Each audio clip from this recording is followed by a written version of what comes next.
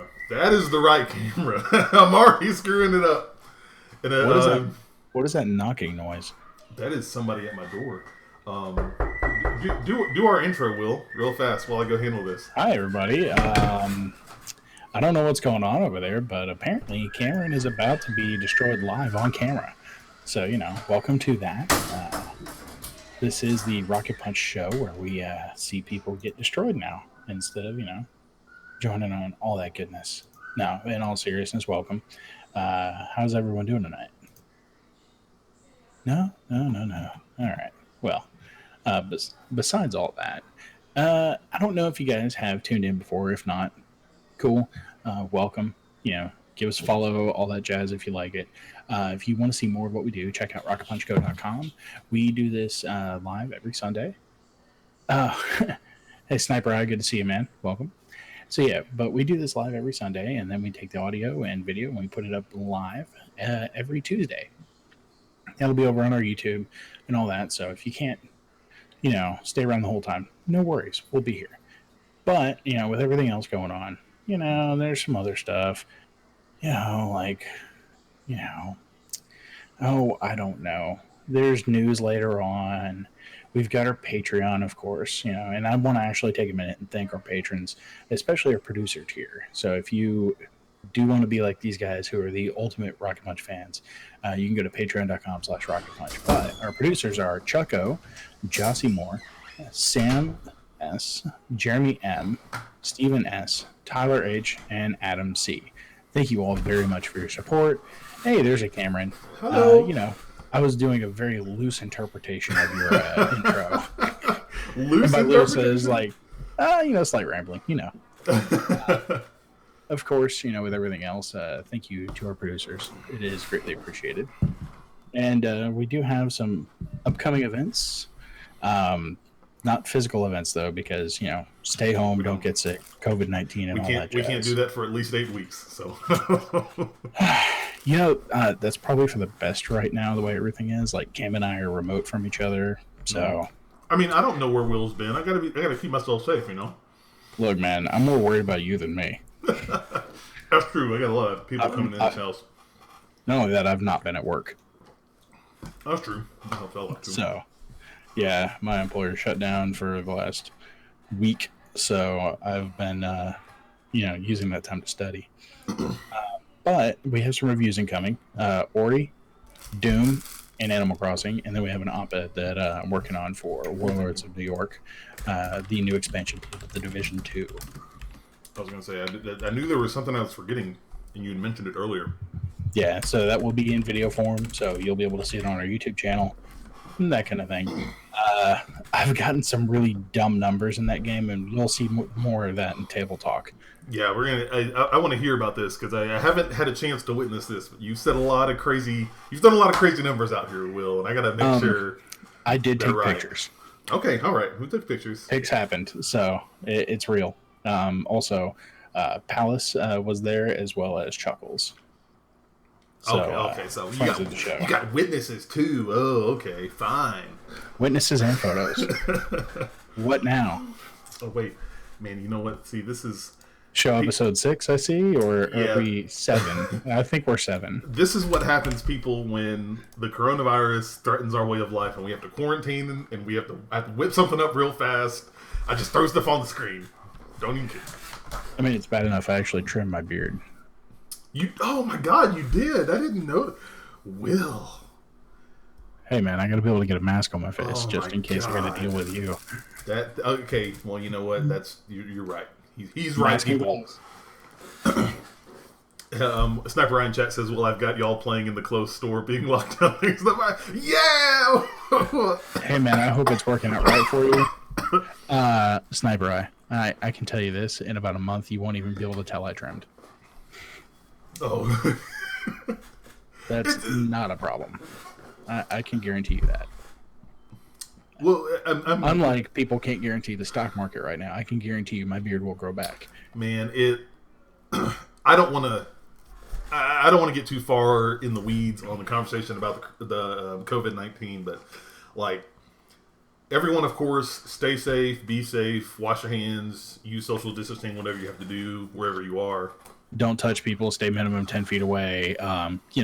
If you have to do anything, make sure you're the Highlander in this situation. You're the only one living. They're gonna be the only one. Are you encouraging people to cut heads off? I mean, depending on the person, yeah. Oh, this is already going to be a great show. I just know it. I mean, come on. Who doesn't want to be the Highlander?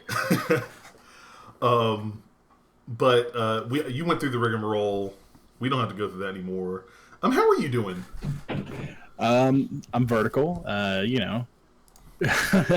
Sniper, we've got a lot to talk about regarding certain employers out there in the market. So yes, we will be discussing them later. I am well. I've spent a lot of time studying, and that's not going to stop as far as that goes. I'm trying to make most of my time.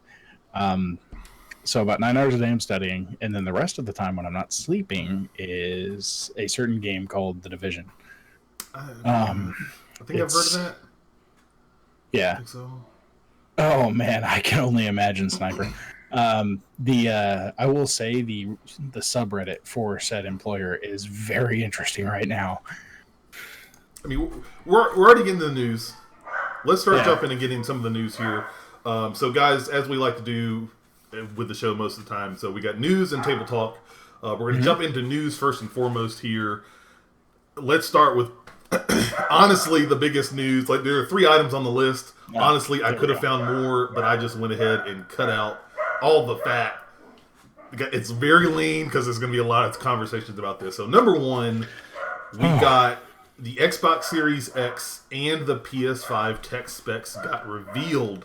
Yes. Surprising everyone, I think, at the beginning of the week, because I really wasn't expecting this. What was it? Monday morning, Microsoft posted on the Xbox Wire, posted a whole big thing there. Yeah. And then it had a bunch of details about their systems. And then I think Tuesday, Sony said that they were going to have a video about some of their specs, and that popped up on like Wednesday. That was Thursday. It was a day after. I don't know. Okay. But we finally have the full breakdown of all, like, at least a general idea of the tech specs for both of these systems. They've given a fair amount of detail on both of these. Okay, there we go. We had a network buffer issue.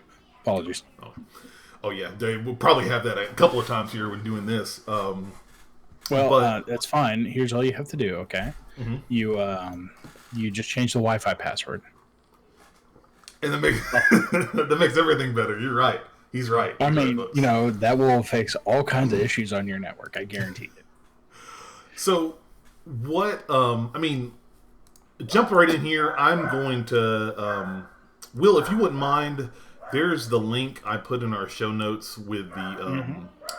It should have the. Well, crap! I thought I had it. There's a link for the Xbox and PlayStation side by sides. I may have grabbed the wrong. Yeah, I think you did. Funny enough, though, Digital Foundry had an interesting thing because the side by side you have in there is actually the PS4 versus PS5.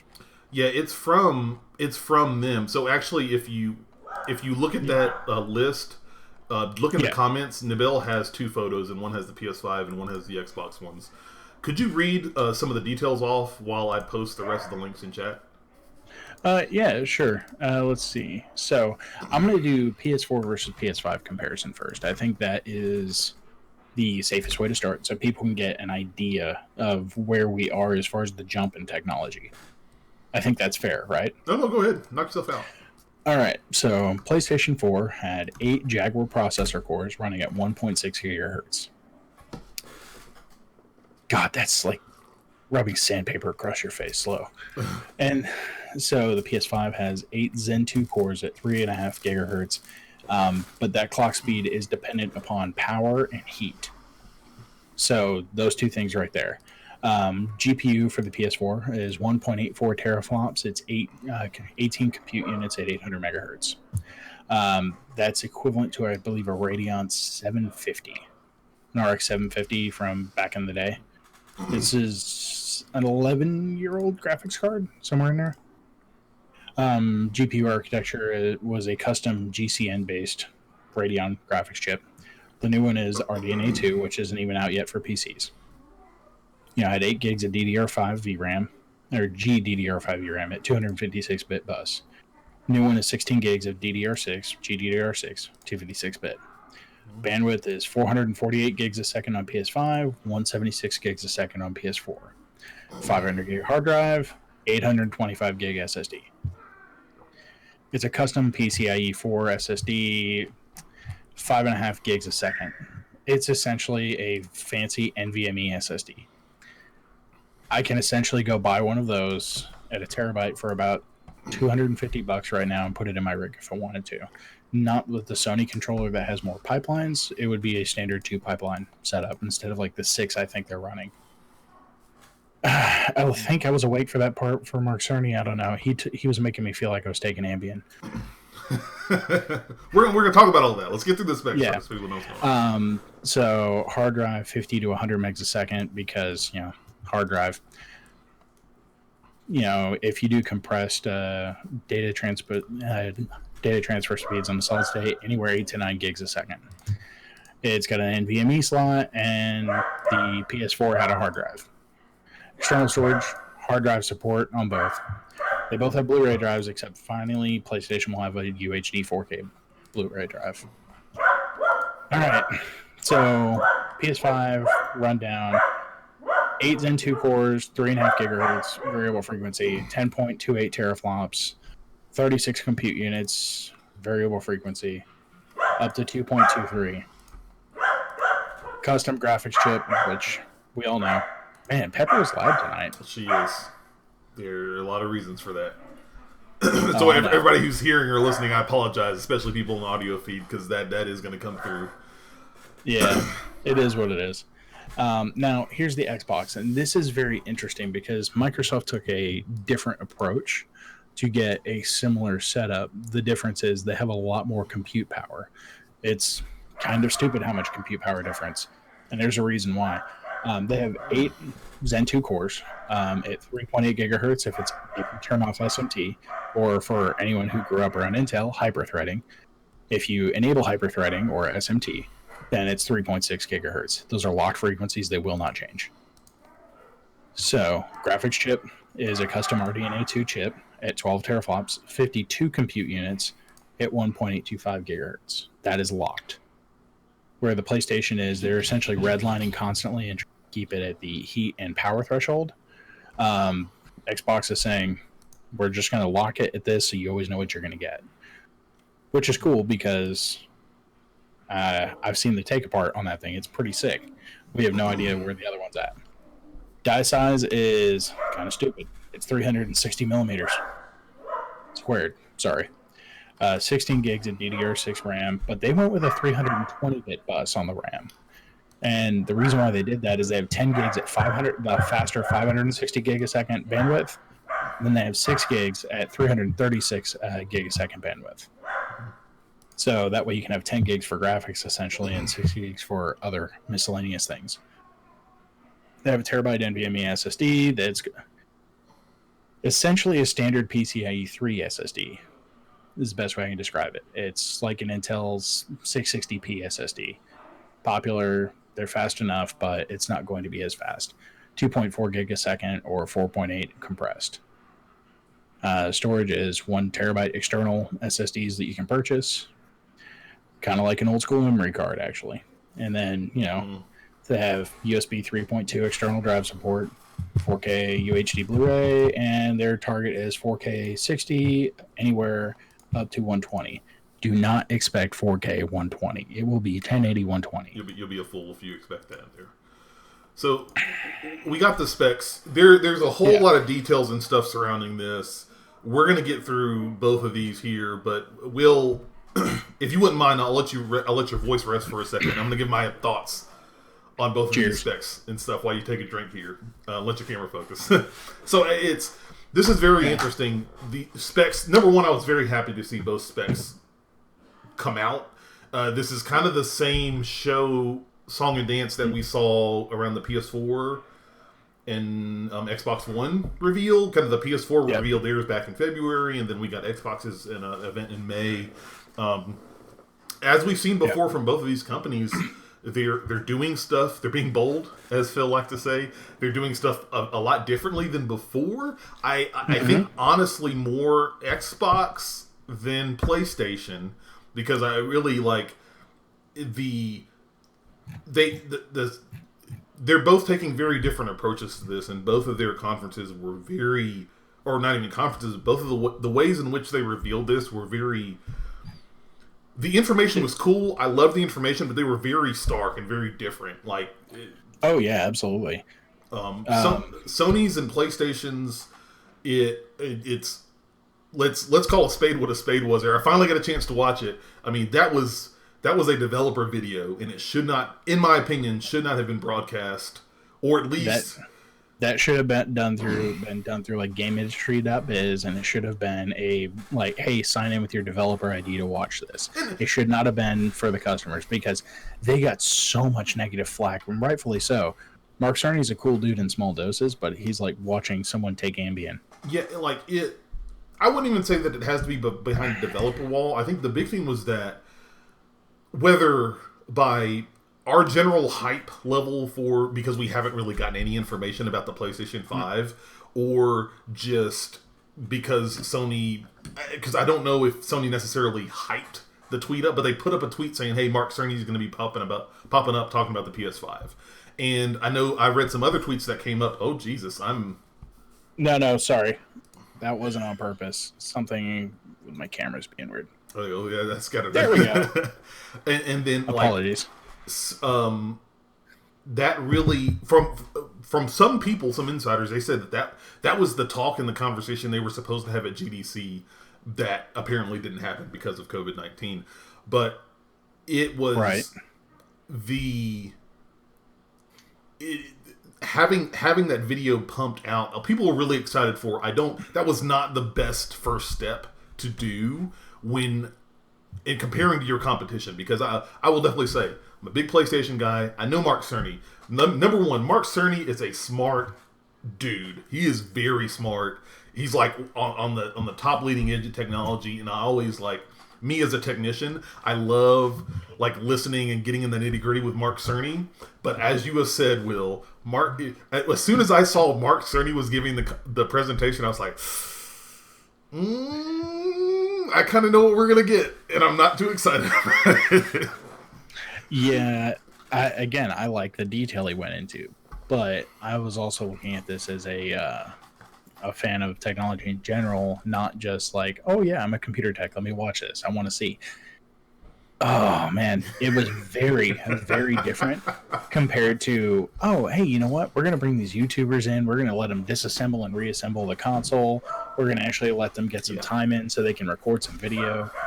I mean, it's very different because, you know, a 2-week-old Series X updated build for Gears 5 is what they were showing off. Yeah, and that was with massive updates. And it would, and just number one, the PlayStation 5 video should not have been streamed. Full stop. That probably should have been like maybe not even announce anything. Just say, hey, a YouTube video popped up on PlayStation.com. It's Mark Cerny talking about some PS5 details. No need to pop a tweet about it. So hey, or maybe just or like the day of saying like, hey, if you want to know about details on the PS5 as far as tech specs, go over here. We got a video with Mark Cerny. Not, hey, let's throw a tweet up the day before and then go out. Especially when you have your competition with Xbox, I think, and rightfully so, and I think they need to do this. Like, if you go listen to some of our episodes of Console Wars, where I talked with our Xbox friend and fan Seth, like, Xbox is behind the 8 ball. They're the ones that have to push that envelope and get out in front of people and say, hey, look at us, look what we're doing, we want to take over next gen. And they, I think, will, give me your feedback here, that they have done a masterful job of getting involved with their customer base and like interacting with them and taking these high level terms like teraflops, like RDNA2, like variable refresh rates and stuff like that, and breaking it down to apart and in a way that is very easy, and then let's say not necessarily easy, but very generally easy for average consumers to consume and understand, or at least have a general idea, like, okay, like, here's what this is, here's what it does, here's the why, here is why this is making it better. And it's not to say that Sony didn't do that either in their video, but there was too much high-level talk going over that, and the average consumer and the majority of people that were watching that stream that day were just if you want evidence of this, scroll back in our Discord to the general chat where everybody was just talking. I was going to say, I've got like 50 that. or 100 messages in general chat, and I have not had a chance to check those, so I'm excited now. I'm going to go ahead and tell you, like, they were, he got, Mark Cerny, I love him, but he got compared to, like, he got compared to Dana Carvey. Do you know who that is? Well, I know who Dana Carvey is. Yeah. Dana Carvey looking dude. There's a bunch of other stuff. They were talking mad crap. Also, I don't know why they had a cardboard audience like inserted in the video. So, like when I watched the video at the start, they made it seem basically this was the GDC talk, and instead of just making the talk about doing it in front of live audience, it was like Mark Cerny in front of a podium, which in front of what looked like a green screen, and they just staged a bunch of people there. I don't know. Honestly, man, they should have just had it Mark Cerny sitting down in a chair talking about the PlayStation architecture. That's what it should have been. Yeah, I agree. You don't need to put the guy in a suit and put him in a podium. Yeah, like he's something to investors. Like, that's not what that needed to be. Anyone listening or watching, let me tell you straight. If Mark Cerny is on a conversation about PlayStation, he is a smart guy. He is very dry, and he is very, very technical. If you are not a technical person, wait for the cliff notes after the presentation. Somebody will break it down for you. But he is very like high level thinking. He's got some cool and great ideas, and the stuff. The ideas that he went into detail on with the PlayStation 5, with like the solid state drive and what they're trying to do there.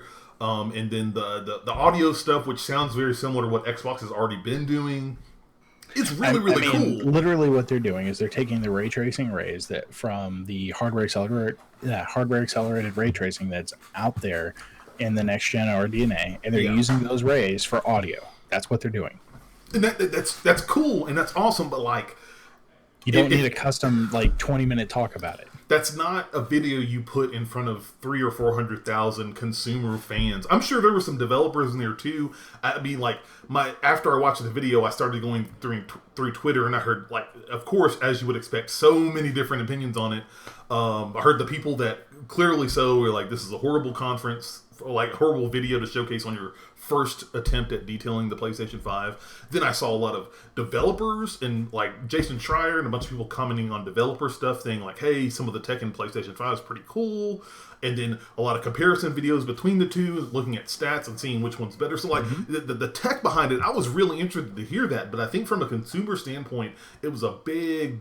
I don't want to say black eye, but it was a big step. It's basically like you guys are running, and then PlayStation just kind of hit the rock on their foot and stumbled a little bit, because I think in talking about Xbox, I talk about Xbox. Xbox's the details they talked about with the 12 teraflops, like you said, Will, the fact that they had Digital Foundry, they had their one YouTuber that I watched the video on, Aaron something, I think. Hang on. It was Aaron or Austin? It's something like that, yeah. Hang on. Austin Evans. Austin Evans, that's it. The fact they brought them in, they had them in an isolated room, they let them touch the hardware, they let them put it together. They also showed, Austin's video was really cool because he was able to showcase, not a quick resume, and the ray tracing effects, because boom, Mark Cerny's talking about all this cool, great ray tracing effects, but most people that are watching are okay, what is ray tracing? I don't understand. But then Xbox is here is Minecraft without ray tracing, and here is Minecraft with ray tracing. Yeah, it's they don't have to describe it; they're just showing you, and that honestly does a lot more for you when you can just actually see it. I mean, just the visual upgrade they gave to Gears and what they were showing off of Digital Foundry is another great way to show, hey, this is what next gen looks like compared to current gen. And this is peak current gen versus, hey, this is what next gen's starting at as a baseline. It's amazing the difference. I'm looking at the article, the Xbox article now, and like they have the flips. Like if you follow Xbox, and even if you don't, like go look at their entire campaign on their website. Like as soon as this article got released, they had small little videos like Xbox Series X quick resume demo, and showed like literally a 60-second video that showed you how quick resume works. A 60-second video showing you, hey, here's the difference between Xbox One X Gears 5 and Xbox Series X Gears 5 over a 2-week, only 2 weeks in the improvement they got on there. Here's how ray tracing is in Minecraft from off and on. Like, absolutely. So wonderfully done, and I think so well aimed at consumers. Really, Xbox is back in this to win this next generation. I know they took a lot of lumps back at the beginning of 2013 with the sports and movies and entertainment and the Kinect and all the other crap. We've talked about that ad nauseum, but like Xbox is coming back full force, and Sony's got like, I think they're coming back full force, but even more so, they're trying to force a reaction from Sony and get them to change their strategy too, because this is a whole new strategy as far as reveals than even we've gotten before. Yeah, well, and the other thing we have to look at is now that we know there will not be an E3, we know that they have to change now. There is no longer just a little bit of an option or, oh, we may do a video around there. Now everything's got to change for everybody. Everybody has to essentially be Nintendo now. So yes, we said it before. Mario Throne of Bones. There it is. Yes. It's coming. It's interesting though, because with everything going on, the one thing that they really, I think Microsoft's nailing is they're getting eyeballs on the tech versus just speeches. Because at the end of the day, eyeballs on tech, showing people, hey, this is what the inside of the box looks like. We're not just showing you the back I/O. We're not showing you the front and keeping everything hidden in the mysterious box. They said, hey, come here. You want to take it apart? Yeah. And oh, go ahead. I'm sorry. Like, no. And just like, yeah, no. Oh, not. Oh, you want to not just take it apart. You want to hold the processor? Here you go. Yeah. Like just like handing it out. Go. Sony is like, this is a clear tale, in my opinion, of Sony is tell me, Xbox and Microsoft is show me. And, I think it was for the first showing of PlayStation 5, I think it was a little bit of a misstep. And I think a lot of people think that because of the bar that Microsoft has set. We saw what the console looked like in December. We got some reveals and details and leaks all throughout the year up to this point. And we've already gotten an article generalizing the details and specs of the system before we got to the nitty-gritty hard details from Microsoft. And so we've gotten a fair amount of stuff from Microsoft already.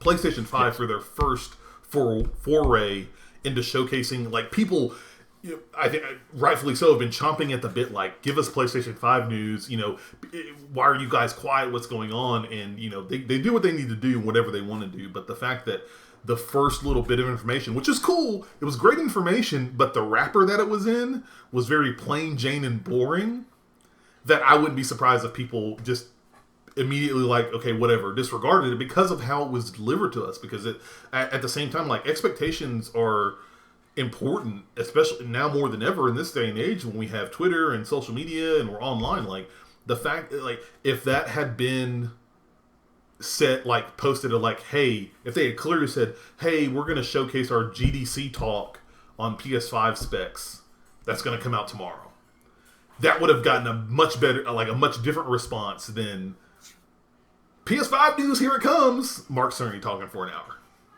Yeah. What also was interesting to me was just how abruptly it ended. That was the weirdest thing. I was just like, there was no like, hey, thanks for watching. Tune in next time. We'll show you more about XYZ. No, nothing. Just end. It was very much a traditional Japanese speech and announcement versus an American announcement. If you look at it, as far as marketing approaches, this is Nintendo, or not Nintendo, Sony being Japan right now. That's what it is. And That 100% is, and I think that Seth and I have talked about it before. You and I have talked about it before. Like Yeah. it is, though it could be a cultural thing. Sony is Japan, Xbox is American or Western, and I mean it's very clear that Xbox is doing whatever they like. They took the lessons that they learned from this current gen, the good and the bad, and they're doing everything that is within their power to make sure that doesn't happen again. And that they come in at the end of this year with the release of the Series X system, full force, with people excited, lining up, ready to play their games, their services, and jump on this system. I mean, they talked about the controller and like all the little new details that pop up on the controller and how they cut the edges off and they put the little new D-pad on there and now there's a share button and stuff. And I mean, I'll give it to Mark Cerny. I did get a shout out on Dead Space. Shout out to my boy Mark Cerny on that. That was dope. But other than that, it was very much a developer talk. They had a lot of spreadsheets, art, great visuals. I guess if you're sitting in a boardroom with 10 other people, which I have to do on a daily basis, so I know how that feels. But like, there were 4,000, 500,000 people watching that stream. A lot of them were consumers, and the fact that no mention of games, not even a hint of games, details, not even a flirting thing of what the console looked like. It was just basically spreadsheets, high level talk about the SSD and the audio and the processor and stuff. It was just, it was not great. It was not great. No, and there was a mention of some games or most games working natively from PS4 to PS5, when Microsoft has been very upfront and saying, hey, yeah, no. Everything that works now is going to work there.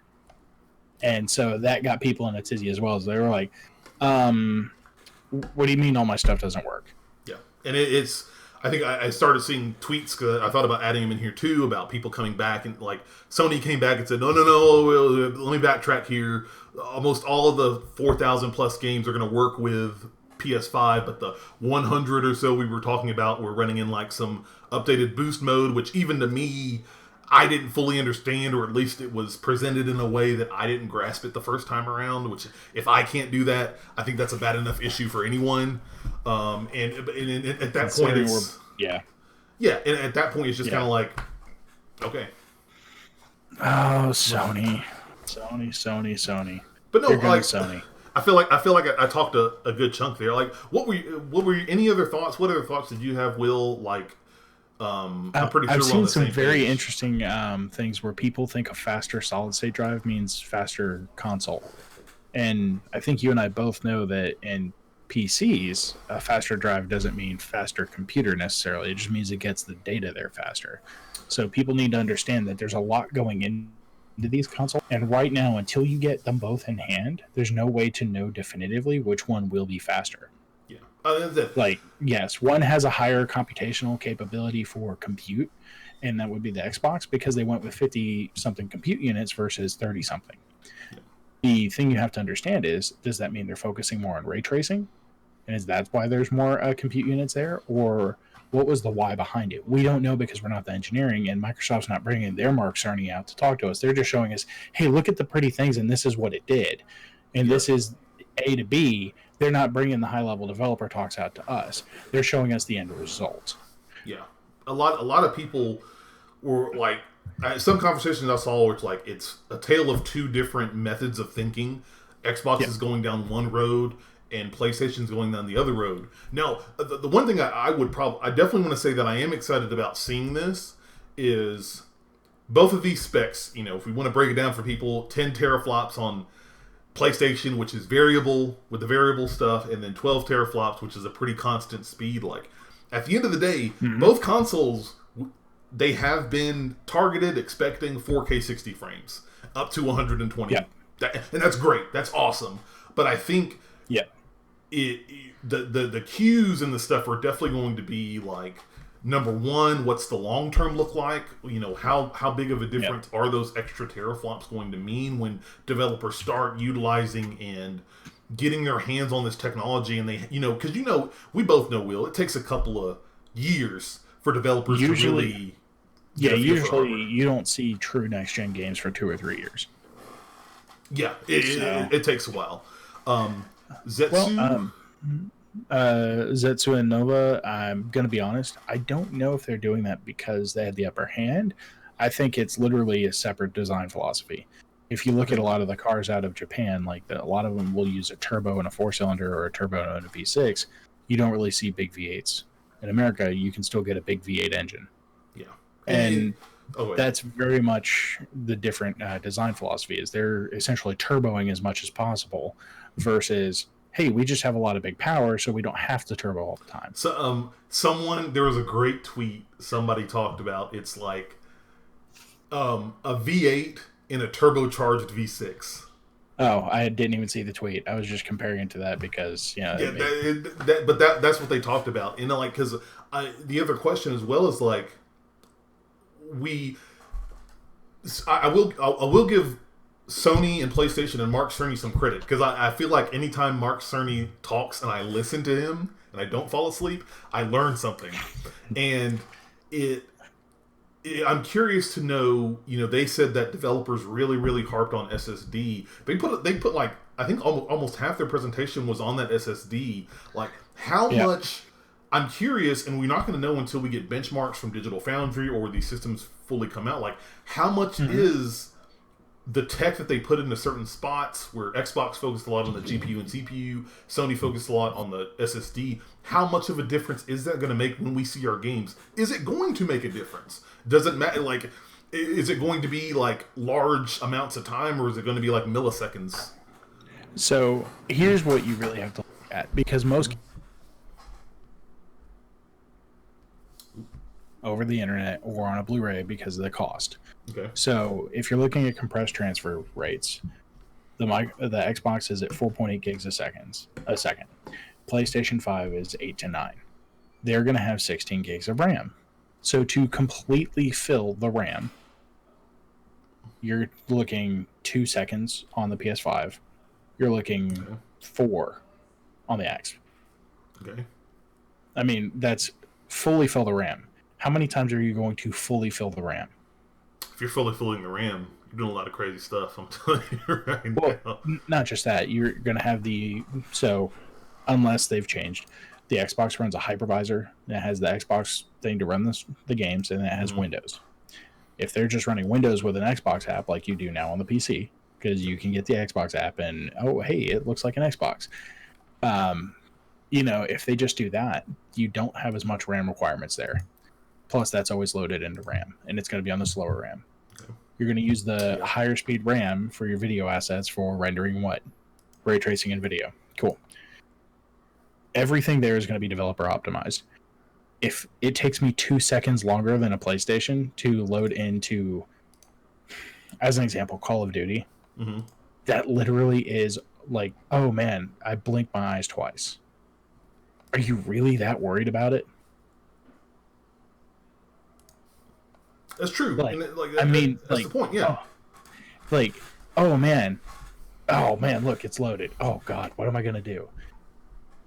It's not the thing to stress on, man. Like, SSDs are so fast now compared to hard drives. We're coming from a hard drive, guys, that would be 50 to 100 megs a second. We're talking gigs a second by comparison. Yeah. And the fact is, they're going to NVMe SSDs. That's what you need to be thankful for, not this other stuff. Welcome to the PC time. I'd like to show you how we build computers. We first take the NVMe, we put it in the board, we screw it down. Done. That's it. No, but in all seriousness, I mean, with everything going on, I don't think that's what they need to focus on. People need to look at what do the developers do with what they're given. That's what needs to be focused on. Yeah, I'm definitely. The console's nothing without games. Yeah, that's very true, and a lot of people have talked about that first. But I think definitely, you probably wouldn't disagree, Will. Like, as far as where this is our starting line right now, and I think that Xbox clearly has the advantage, especially from the consumer perspective, like talking to people and having them understand what this high-level technology means to consumers. And I think Sony's got to step up, and they've got to find a way to deliver this information to these people in a way that is easy to digest. Right now, I would agree. I think Microsoft has the the upper hand, but it's also one of those where they're willing to let people, they're bringing people into their home and saying, cool, take it apart. What do you think? Here's how it goes together. Here, oh, hey, by the way, here's Gears, a game that you guys said was a technical masterpiece. Here's it running on an upgrade that we did in 2 weeks' time. So if you can get that kind of an upgrade on Gears in 2 weeks, what can all these other developers do? Like, and I want people, like, especially like gamers, understand this. Like, we this has never happened before. Like, when we had console reveals, it was like around E3 time frame. They would show you these games, and like a console would come out of a glass case from under the ground on a stage from a presentation, and then you would have maybe like 4 to 6 months to speculate and talk about it, and you really didn't see or get a chance to touch the console until the launch or around launch. As opposed to Xbox, they showcase it almost a year beforehand, and it's already, they've got demo stuff and demo parts of the system in people's hands. They're showing off the processor and the heat sink and the board and the GPU and CPU and the whole damn thing. And like, that's... By the way, I want to know how many heat pipes are in that heatsink, because that thing is massive. I really wanted them to open up the heatsink. I just show it to me. Can you just like unscrew the bottom plate and show me how many pipes you have in there? That's what I wanted to know. What's the cooling capability of that? The other thing... It's not... Sorry, go ahead. No, you good. Well, I was going to say, the other thing we know is, with everything going on, they're not pulling more than 300 watts per console for the total console. Yep. And here's how we know that, because they're using a figure 8 plug on the back. They're not using the big PC-style power plug. Ooh, yeah, okay, yeah. So they're getting all of that power out of 300 watts. It's pretty impressive. Yes, it's very impressive. And welcome, Stig.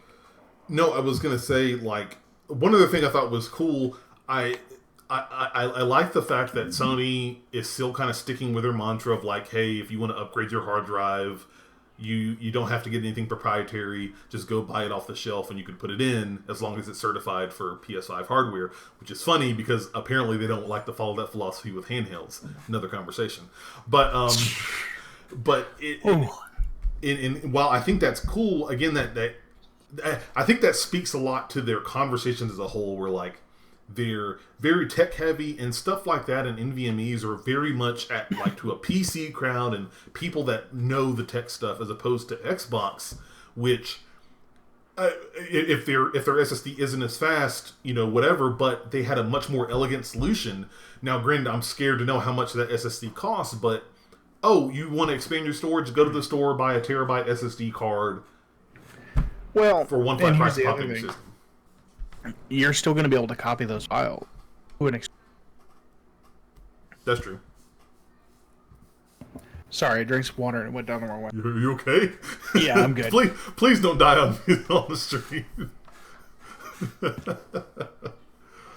It's not Corona. It's water. Okay, thank God. Yeah, Stig no, presses have to pay respects. Nice, Stig, nice. No, in all seriousness, though, you can still plug in a hard drive and copy the game files. You just won't be able to run them off of that. You'll have to move it back to the SSD. Yeah. Sniper Eye asks in chat, did they say the 2 and 4 terabyte hard drives will work on the Series X from the 1? Both systems will support external storage devices.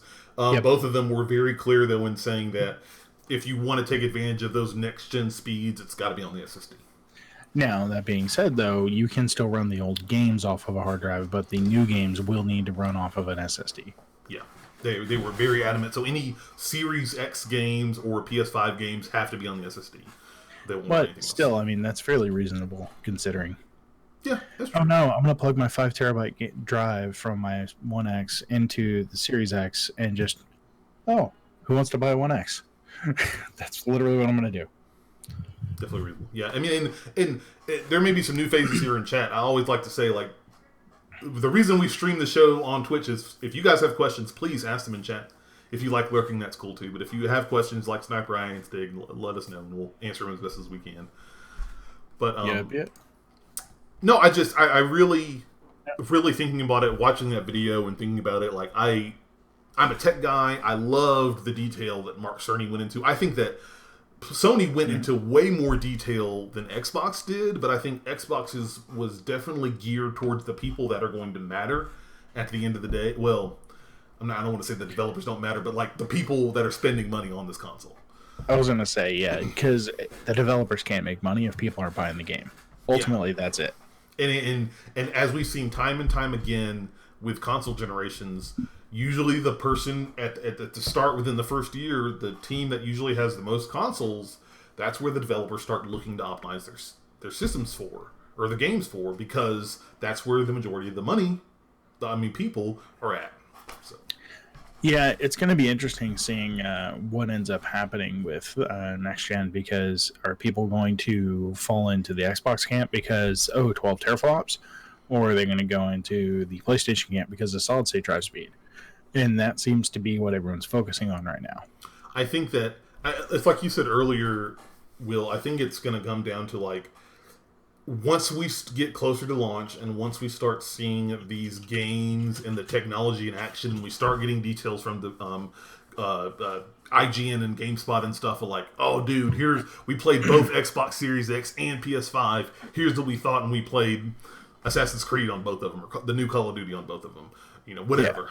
Yeah. I think that's when we're going to... maybe we'll see that around E3. Maybe they'll find some way to do Judges Week or allow these guys to get hands-on with these systems throughout the entire COVID-19 deal. I mean, I can already tell you which one I'm buying, and that's only because I really want this to be more of a thing, but I'm going Xbox just because I want to buy a game on there and be able to play it on my PC as well.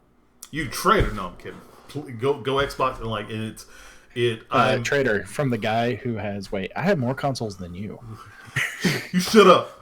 Because you got your old consoles, man. Your GameCube and your N64 and the Xbox and I'm all the Nintendo stuff. Yeah, like it. But I will definitely say before this week, I was definitely had my eye on the PS5, because really, like, the big talk has been, hey, if you've got Xbox Game Pass, guess what? All your games are going to pop up on PC too, and I've got a pretty powerful PC, so I'm going to play on there. But with a lot of the technology that both of these systems have, with the RDNA 2, which for people, plain Jane consumers who don't know what that is, it's okay. I have a full understanding. Will has a full understanding of what that is and what that does and why it matters.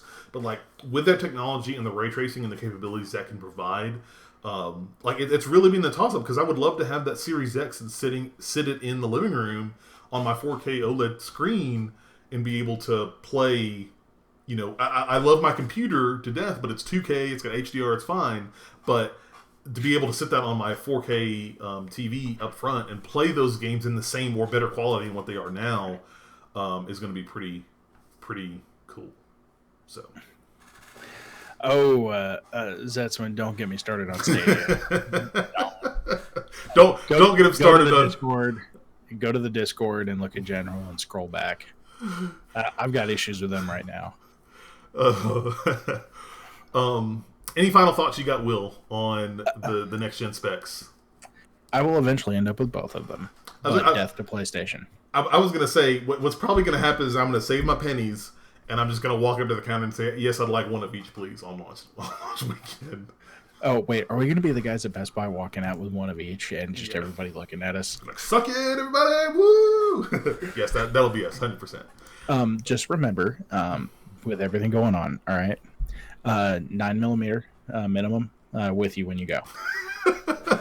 God, I hope it doesn't get that bad. Dude, I don't trust anything going on right now. Everyone's trying to kill each other with Dorona, so you never know. Nova, we will do that. Thank you very much. I always like it when people tell us what they like to be called, so that's awesome. Yeah, no, in all seriousness, though, console launch will be fun. I can't wait. Hopefully by fall, things will have calmed down enough. Yeah, we'll definitely see. Otherwise, just remember, you need to buy a game and a controller, an extra controller for each console you buy. So don't forget to budget. Well, no. Unless you have an Xbox, because then you just get Game Pass. You can play Halo Infinite day and day. Oh wait, and my current controllers work. Oh, never mind. Man, there you Ooh, I hope Sony follows that on the controller front, because if they don't, they're gonna have a lot of I upset hope so customers. too, because I have a Goku controller, and I swear to God, if I can't use Wait, this, this, yeah, put it on the screen. Yeah, our powers combined. yeah. Oh wait, hang on. Oh, that's cool. I wish it was Arctic Purple though. Yeah, Nintendo. Well, that's cool for awesome next gen specs here. Let's move on to news item 2. Prepare to get some water for this conversation, because there's going to be a lot of salt in this one here. Number 2, as I have aptly titled it in our notes, GameStop's going to GameStop. Oh, buddy. Most of these articles, I'm going to read clips of them. We'll post all of these in chat for everybody watching via Twitch. So there is a whole saga around GameStop this week because, and I'm going to break down the stories here. So it's part 1. GameStop, amid the entire COVID-19 deal, GameStop, some states and areas are starting to telling people, hey, shut down essential retail, stays open. Everybody else shut down because we want to stop the spread of this pandemic virus. Understandable. All of a sudden, Jason Schreier breaks, hey, GameStop is telling their employees, no, we're not staying closed because we are essential retail. I'm going to see if I can pull up the specific tweet that actually says what's going on. It does not. But basically, I'm just going to read the first paragraph of Jason Schreier's article. From his article here, part 1, the struggling video game retail chain GameStop told all of its stores this afternoon to stay open, even in the event of state or city lockdowns to prevent against the COVID-19 pandemic, emphasizing that it is, quote, essential retail alongside groceries and pharmacies and should therefore be exempt from enforced closures. Quote, due to the products we carry that enable and enhance our customers' experience in working from home, we believe GameStop is classified as essential retail and therefore is able to remain open during this time, end quote, the retailer said in a memo to staff this afternoon, obtained by Kotaku. There's more to that article. There's a YouTube video that I'm going to pull up that everyone needs to watch, because not only were people afraid of everything going on, somebody snuck onto a GameStop phone call, recorded it. It was a regional call, and it was essentially executives and regional managers and store managers in this call. And there's some BS going on. That's all I got to say. Yeah, so... go ahead. No. While I pull this up, if you want to keep talking, Cameron, go for it. It got to the point they were telling employees that, hey, if the cops come up to you and say, hey, you need to close your store down because of COVID-19, whatever, they were instructing employees to just simply hand them a piece of paper, basically telling them, go talk to GameStop corporate and to stay open.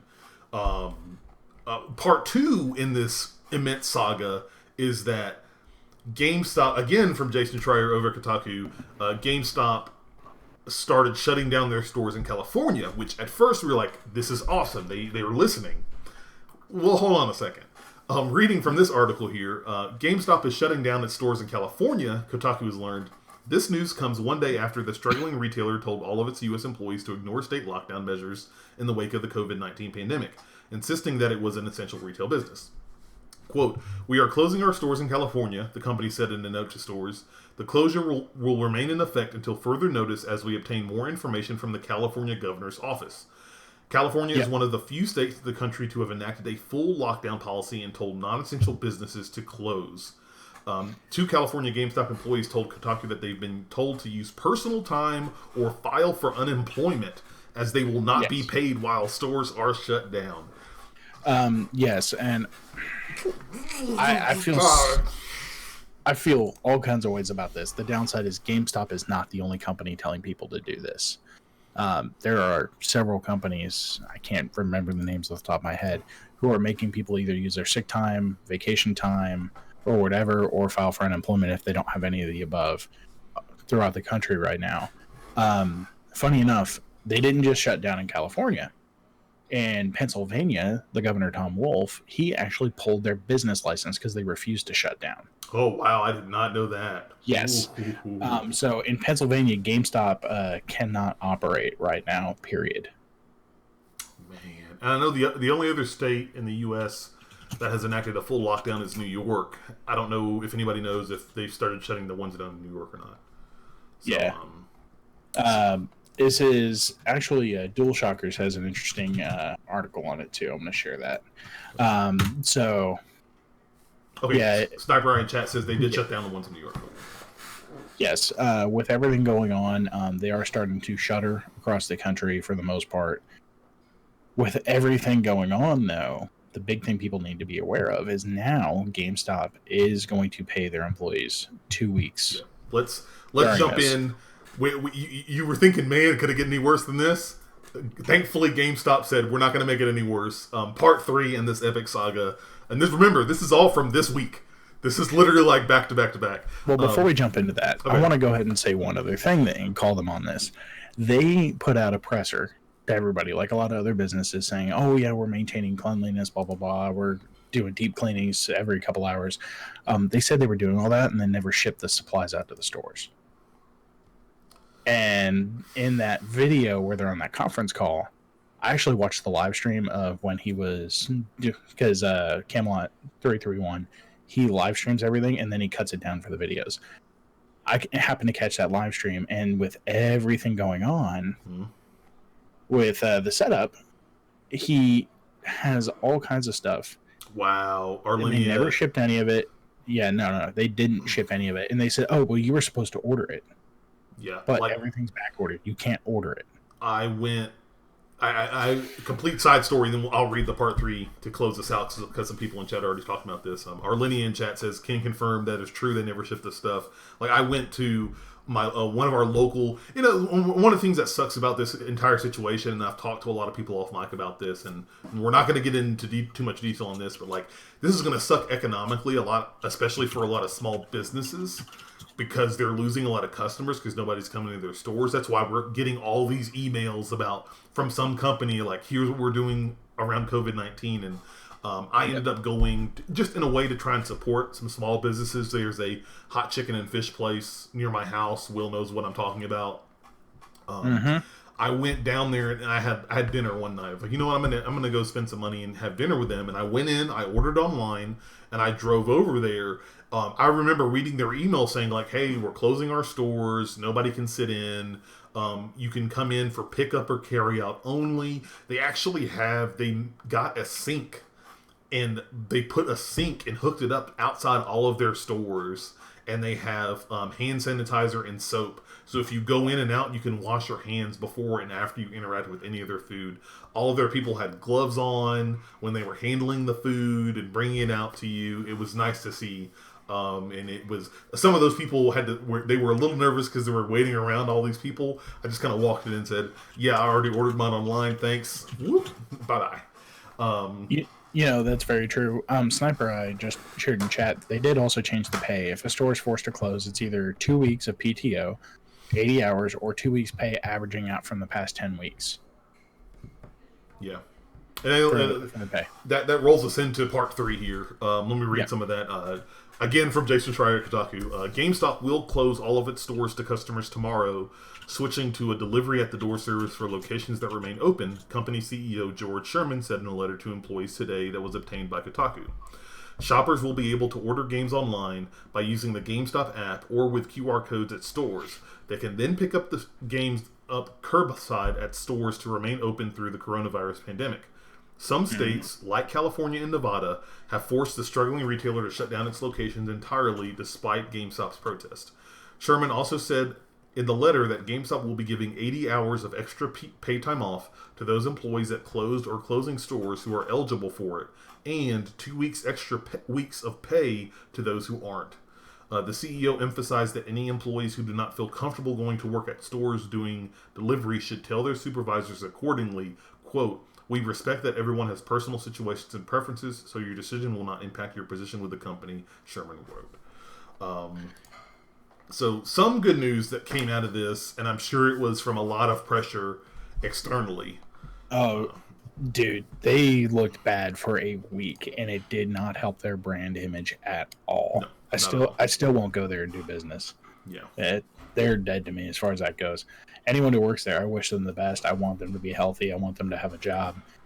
No, Sniper Eye. If you watch that video, you can hear the pressure coming up from in there as far as the store managers confronting regional and corporate guys about this.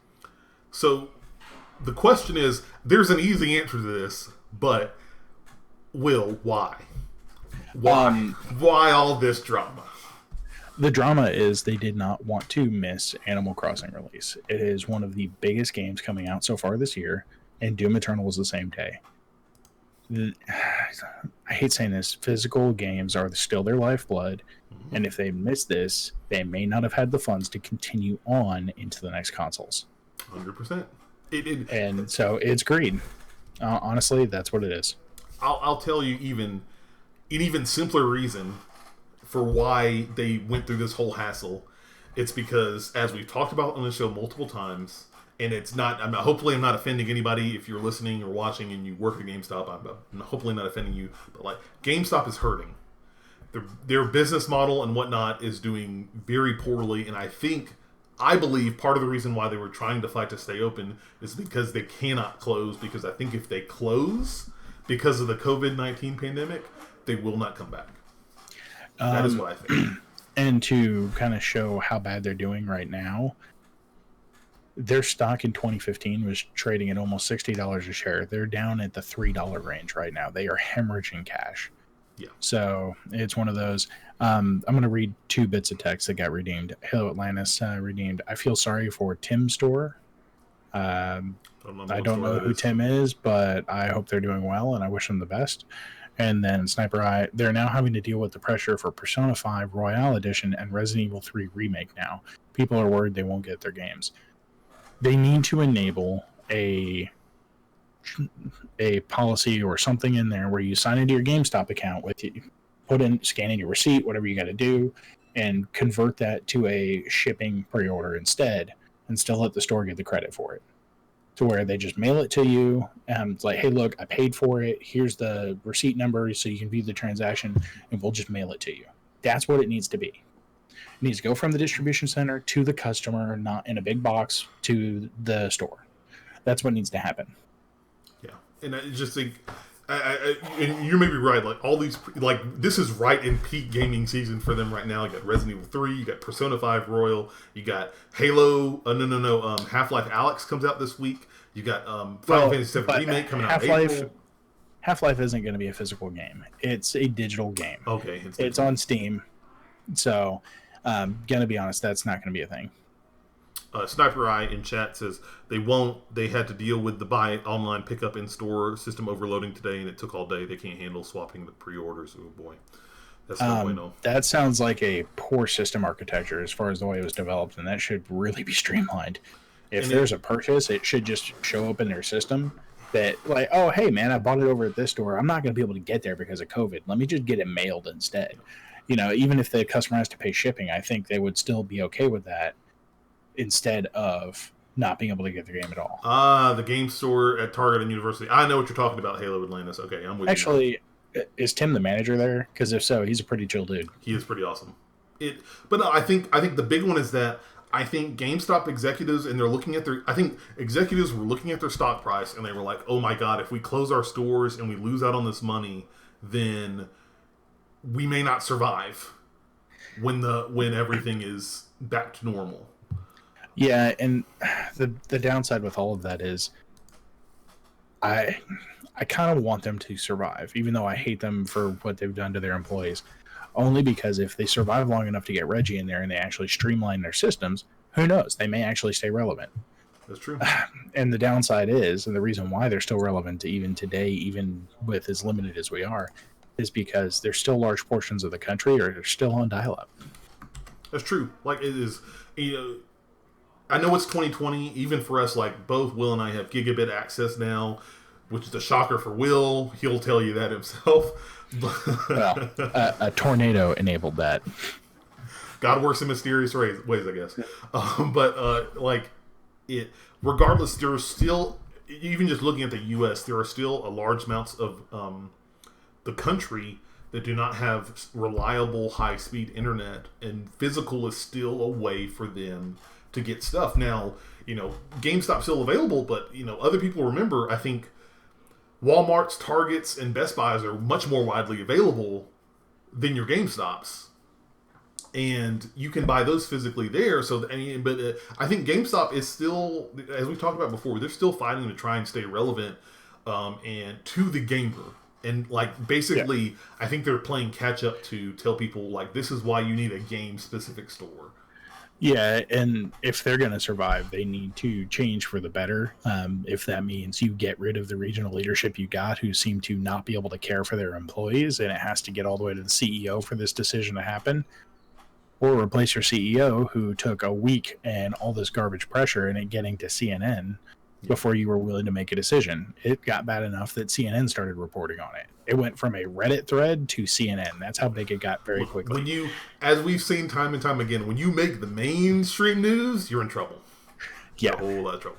Now, I will say, with everything going on, the big thing that they got to look at is, A, how do they stay viable? But B, we've talked about this before, they need to become a meeting place or a hub, not just, oh, hey, you want to trade in your phone? Yeah.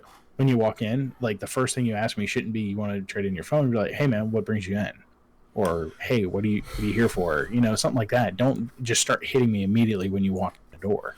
There was an episode of the Rocket Punch show we did a couple weeks back. It was either 3 or 4, I'm looking for right now, where we had some required reading. In the article, it was an article specifically on GameStop and what GameStop was doing. What they hired the one in Oklahoma. Oh, not even that, but what they were telling some employees, pushing credit card transactions and other stuff like this to try and entice people to give them more money. Yeah, I got it right here. It's from IGN. It's called "The Truth About Working at GameStop Workers." GameStop workers reveal their experiences. We put it in chat for you guys here, but again, I'll post it up again. Definitely give it a read if you guys are interested in this topic, please. And in the chat here, if someone does a physical pre-order, the best thing to do is this: call the store, convert it to a gift card, and use the gift card number to pre-order on the GameStop website to have it delivered. It's the best course of action. Okay. Yeah. Good tips. All right, that's fair. Good tips. Yeah. Very good, because honestly, it's one of those where, we shouldn't put the people who are working there through any of this garbage because they have a right to be happy and healthy. But B, with everything going on, if they're still running the mail courier doesn't have to come talk to you. They can put it in the mailbox and move on. Yeah, sure can. And most of that stuff's automated now, so makes it easy, right? Yeah. That is story number 2. Story number 3 is going to be very brief. In all of this craziness, Nintendo had an indie showcase this week. I didn't even realize it happened. I almost didn't. I saw it come through my information feed. I have not seen it. I just wanted to at least mention that in all of the craziness, the light that is Nintendo had an indie showcase showcasing a lot of indie games coming to their console. Definitely, if check out the show notes, or if you're watching via Twitch, check out the Twitch link. You can watch the video there and get all the details on all the new games that are coming out for the Switch. Looks like 19 games. Ooh, that's nice. Yeah, I just clicked on a link and went in there. Oh, 19 featured games. Excuse me. The other cool thing, too, if you haven't had a chance, if you... Indie Showcase actually has their own Twitter handle now. So you can follow them. And yeah, you can follow them, and specifically, anytime they do indie stuff, it is... they have their own... They're not just on Nintendo. They have their own... it's called Indie World NA. That's the North American one. But it's the official Indie World account. So it's pretty cool to see. There. Cool. Okay. Oh, man. Anything else we got for news? You got anything else? No, man. I don't have anything going on right now. It's nuts. That's what it is. I 100% agree with you. It is nuts. Well, hopefully we won't make it so nuts here, guys. Everybody watching and tuning in, we're going to take a quick break here and switch over to Table Talk. where we will be joined by the lovely, lovely Arlynia, a Twitch streamer, a friend of ours, part of the Twitch Central group. She's going to come in here. We're going to talk about Animal Crossing. We're going to talk about Doom Eternal. We're going to talk about this one game that Will seems obsessed with, The Division 2, figure out why he's so obsessed with it. And the whole... all you need to know is apparently tanks are god tier. Apparently, from what he's told me, it is. We're going to find out why tanks are god tier in Division 2, as well as get our impressions on Doom Eternal and Animal Crossing with Arlynia in just a few minutes. So don't go anywhere. We will be right back in just a second. Do we have a branded coffee? Is that a thing now? I went out of the way to order coffee mugs. I may as well use them. Oh, there you go. Yeah. It looks like it's one of the really giant ones. Yeah, you could almost have like clam chowder or soup in this. Ooh, which is the main reason why I ordered it, so it can be coffee or soup. What's up, everybody? Welcome to Table Talk here on the Rocket Punch Show. You know me and this guy, so these two, but you don't know, you may not know who this one is. Apparently some people in chat know who this person is. I can't either. You can't I hear think me? he's going to bring us in, but... Oh, wait. Oh, God. See? What did we talk about before? If you don't mute your mic on stream, you're not a streamer. Yeah. Because it's exactly what just happened. That's exactly what happened. Okay, good. So I'm not the only one who... I'll just wave. That is 100% what happened. Hey, Cameron and Will here. We have a guest for our edition of Table Talk. Arlynia, local Twitch streamer, part of Twitch Huntsville, has her own streams. Arlynia, tell us about yourself. You're new to the Rocket Punch Show's first time on a podcast, from what you've told us. Talk to us. Hype the people up about Arlynia, because apparently Chad is already doing that for you. Well, for those of you who don't know me, my name's Arlynia. I go by Arly for short. I stream here on Twitch usually about Monday, Wednesday, Friday, somewhere in the 7 p.m. range, maybe 8 o'clock some nights. And I do anything that's related to Nintendo or simulation games. So you've got things like Pokemon, Legend of Zelda, obviously Animal Crossing that we're about to talk about, but I also do things like Stardew Valley, indie games, indie sim games like Garden Paws and The Sims 4. So that's me in a nutshell. Okay. Will has already taken care of your Twitch link here in chat. We're auditorily, where can people watch your streams if they would like to do that? www.twitch.tv/Arlynia. It's pretty much Arlynia across all forms of social media except for my Twitter. My Twitter is literally, it's Arlynia because somebody else has it. Yes, as I found out earlier today in posting social media on this episode. It's okay. Nova in chat says, she gave me a racing car bed, guys. What a champ she is. That's pretty hype. I'm definitely going to say here. Yeah, can't really hate on that. So we've got a bunch of games we're going to talk about here. Some that some of us have played, some that some of us haven't played. The reason we definitely wanted Arlynia on here is because, as far as we know, she is like the resident Animal Crossing expert. And this is the part of, for people who don't know, Table Talk is kind of where we just sit down and chat with us, and then you guys in chat, everybody watching, about just games. Some of the games we're playing, some of the latest and greatest that have dropped, this other cool stuff that we have gone through in our gaming week so far. First up is Animal Crossing New Horizons. Since Arlynia, you're here, we have to start with that. Yeah. So, Arlynia, you have this game. Will, you have this game too, right? No, actually, I do not. I'm interested in it, but Doom called me much more, so this will have to wait for me. Okay, we might get him, so there's a chance, Arlynia. We might be able to pull him. It's my goal by the end of this conversation to convince you to pick it up. Well, here's the thing. I was already going to buy it. I prioritized Doom because... That's understandable. I'll allow it. The Doom community has been so great about sharing a release day with us. Like, I'm hyped for y'all's game. Enjoy your game first. Oh, yeah. Like, I love Stardew Valley, so... Yeah. See, Will, or if you were enlightened, you could have just bought both and played them at the same time, because that is what I did. I have my lovely community here for everybody watching in stream, with my little axe chopping wood here. Oh, go ahead. I didn't buy both because I bought the fighter pass to get Kefla and Ultra Instinct Okay. for Okay. fighters. Okay. Sorry, Dragon Ball is first love. Yeah, Dragon Ball called him. But let's talk Animal Crossing. So, Animal Crossing New Horizon is here. Myself and Arlynia, we've played it.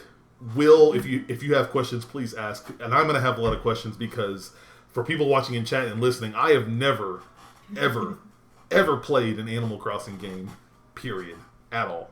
This is my first Animal Crossing game. For some reason, it pulled me in, and Arlynia's given me some tips and tricks behind the scenes here. But I want to hear first and foremost from Arlynia, what are your thoughts on Animal Crossing New Horizons as somebody who has clearly played in the series for a while? So I kind of like I was telling you earlier, I really feel like if this is your first Animal Crossing game, you're not going to be able to go backwards and have the same amount of enjoyment, because I feel like there was a lot of quality of life improvements. There was a lot of things that we were asking for in this game that Nintendo really did, and it's small things like, outside when you get the Nookling shop, there's a drop-off box to sell your items instead of having to go through and talk to Timmy and Tommy every time and select every item. You can just go into your inventory and go, boom, boom, boom, boom, I want all 5 things, sell and buy. Really? Yeah, that was not present in earlier games. That is cool. Yeah. So there's a lot of small things like that when you're playing for veteran players that are quality of life improvements for us. And I feel like a lot of us who are more familiar with community will probably still play the old stuff because it's nostalgic. City folk music is amazing. You can talk to the community. They love city folk music. And sometimes we'll just turn the game on just to chill out, catch bugs, and listen to that music. But if this is your first Animal Crossing, I think if you go back and try to play the earlier games, unless you turn into a super fan of this game, casual players are not going to find those as entertaining. Okay. But that's good because that means this game is really good. That's true too, and I feel like the way you describe it is very similarly to how their Nintendo's approach was to Pokemon Sword and Shield, where there are a lot of nice little quality of life touches, like the XP, where if everybody in your team gets XP now, not just one Pokemon, so it makes it easier to level them all, and other little small touches like that. Yeah. Go ahead. I was just going to say, Nintendo has to do this thing. I've talked about this a lot with other people, but Nintendo has to do this thing where they walk this very fine line of bringing in new players, but making the old nostalgia boys happy. And I feel like this game hit a lot of those notes this time. Okay. So apparently, I guess if I'm asking this right, so when you start the game, everybody has 2 different people that are on the island with them. Who did you get? My first 2? Well, okay, so Uh-oh. This is kind of a point of contention. So with certain villagers, they're known as dreamies, back in the day on the Beltree forums. So imagine a Reddit for just Animal Crossing stuff. They were called the Beltree forums. Okay. And people, but you know how people make the tier list, S tier fast food, all that sort of stuff. They are tier lists for villagers. And so a lot of people have dreamy villagers, and then they're the ugly ones, and you don't want the ugly ones. And so I got 2 rounds of ugly ones, and I was like, no, I don't like it. And not only that, people will reset because they want a certain fruit, they want a certain map. So I didn't I liked one of my maps. It had a heart lake, but I got ugly villagers, and I also don't want peaches. The running joke is that peaches is butt fruit because it looks like butt, and so some people want that. I didn't want that one. My first town, I had pears, and I was like, I want pears, and shout out to Pear Crew because nobody wants pears. I got pears. Yes. Pears. First time I got pears. All right. Yeah, so Nova's talking about there, let me show you Hazel right here. I love Hazel. I love her unibrow. Big brow energy. Nova. Yes, big brow energy. That's a joke from my community. But Hazel is considered an ugly, and a lot of people would skip out on her. So it just depends on who shows up. I don't remember who showed up the first couple of times, but I settled on Flip the squirrel and Charlize the bear. And with this game, you will start off with, I believe it's one Uchi villager, which is like the older sister type. And the other personality type that you're going to get is a jock. So they'll like sporty things, and the other one will like That give you is medicine if you get hurt. 100% because I started out with Axel, who the elephant, and Mhm. Sylvia the kangaroo. Mm-hmm. And like Axel, I'm at the point where I'm trying to get materials for the shop for Mhm. Timmy and Tommy, and Axel came up and was like, "Hey, here's some iron nuggets. I was going to use these for free weights, but I'll just give them to you, and then I'll just buy the free weights." And I was like, "Cool, that's great." Yeah. They'll do that for you. They'll randomly give you gifts, and they'll also like ping you. Have you been pinged by a villager yet? Pinged? No, I don't. What is that? Okay, so when a villager walks by and you'll hear like a little dinging sound, and then they have like these little marks that come out of their head. It's like little lines. It's called pinging you. And so basically, that means they want your attention and they have something to give you. They have a quest for you to do, or they just really want to talk to you to like increase your friendship. Okay, I have, other than them getting my attention after I started doing the shop thing, they got my attention to give me supplies to help build the shop. Other than that, no. I Yeah. haven't got anything like Okay. that. You need to talk to your villagers more then. But don't talk to them too much, then they'll get sad and they think you're bullying them. Okay, that's also very... That's interesting. Psychology there. Okay. Good to know. No, it... What... We talked about this before the show here.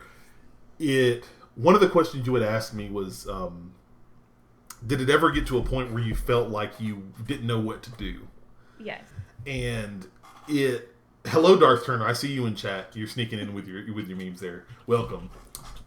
So I don't, and I told you, like, there was one point where that I felt like that, and we're on day 3. I think it was like day 1.5, or right at the start of day 2.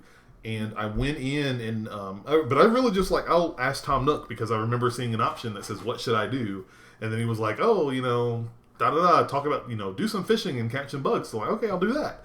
And then, but really it's felt like, and even though I've never played Animal Crossing, I've played Stardew Valley, and other similar, not exactly the same, but similar style games, same in genre. And understand that when you start off in these games, you're going to start out with nothing.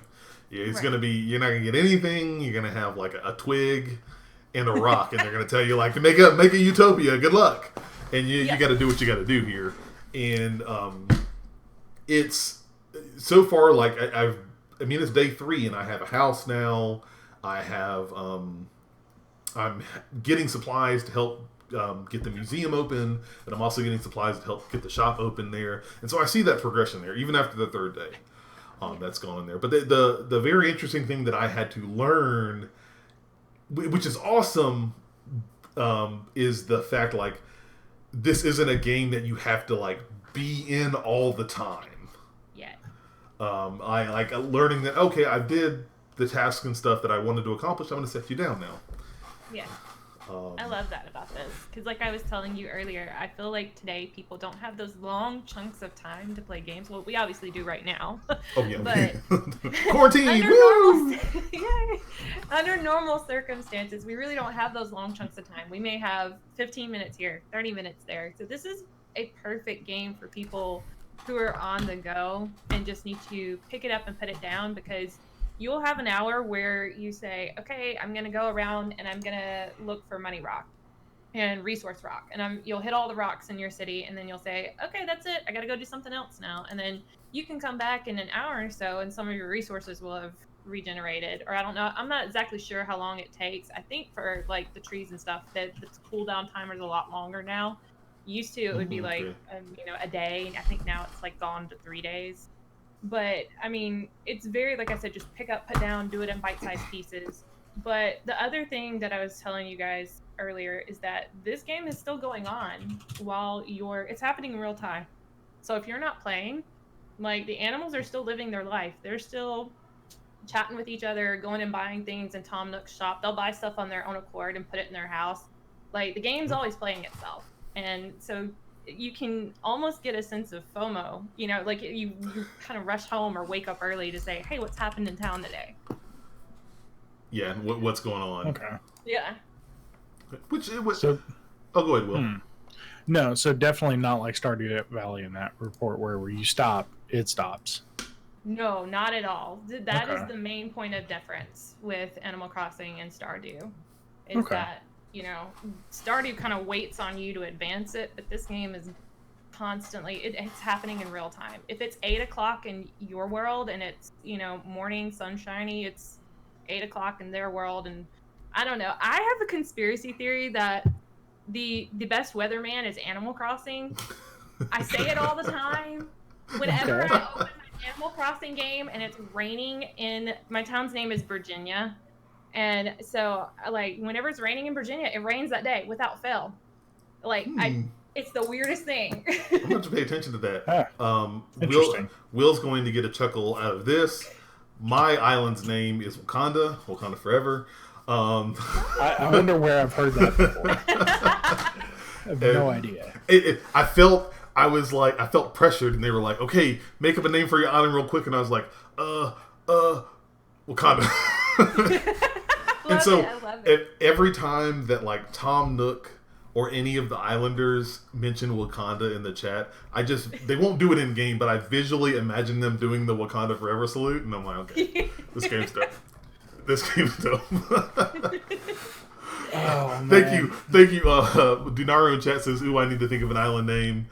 Nova says, "Makes me want to visit." Robin96 in chat says, Wakanda is a great island name. Thank you very much. I think so too. I like it. I think it was. I already know mine's gonna be Vegeta. Vegeta? There just better not be a character named Frieza to blow it up. That's all I need to know. Oh yeah, don't. Well, no, there's no Frieza unless it's a new one that they've added. Okay, good. You're safe as long as you don't call it Namek. Okay, then you're fine. Ooh, I don't know. They both blew up. Well, Namek apparently has a lot more to its kill count than Vegeta. Vegeta only took once. Apparently, other ones you got to do a couple of times. That's fair. What questions do I have? So, like, and I guess I already figured out one of the game. There's not really a goal in the game. You just basically continue to build and prosper. One aspect I haven't, and we talked about this off mic, and I haven't had a chance to kind of play around with, is the multiplayer aspect. So, like, I'm sure you've probably done it on stream already. Like, how is the multiplayer aspect for the game? It's pretty good. I'm not complaining at all. It is worlds better than New Leaf. New Leaf was notorious. I'm sorry. I just Ginger Snap in chat says that island name is over 9,000 over 10. I just had to read that out because that was good. That's good. Yes. I could continue. I'm sorry. But New Leaf was notorious for crashing a lot in multiplayer. Okay. That's where Mr. Rossetti comes in, which unfortunately we don't see Mr. Rossetti as much as. I know Mr. Rossetti. He's the mole, right? Yes. And he freaks out about. God. Yes, I know who he is. Yes. That Robin's got you right there. Yes. That's Rossetti. And he's angry. And like, so in the older games, they had a lot stronger personality. And if somebody was grumpy, like they would be super mean to you. Mr. Rossetti was like the meanest of the mean. If you reset your game to try to like quote unquote cheat, like he'd come out and like, I'm gonna have to get you a video link at some point, but he would come out and be like, just the stuff of nightmares, like the music and like him just like yelling. He talked in all caps. It was awful. So in New Leaf, when you crash on multiplayer, you would just see Rossetti pop up like on the loading screen, like, and you'd get the error code. But he's not in New Horizons, unfortunately. But the multiplayer overall is really good. My only critique is that every time somebody comes into the island, it announces them with like a ticker tape. And then like you have the plane flying over. The loading time is a lot. So, but really? The good thing is, yeah, you can have up to 8 people. So, I mean, it's probably, you know, just resource wise, it's probably going to take a lot. I think the thing that probably is going to have to happen that I'm seeing from my own streams and probably just as advice to other people is when everybody gets there, everybody's there for a certain amount of time and just close your gate. Like nobody can leave. You're here forever now. You're here forever.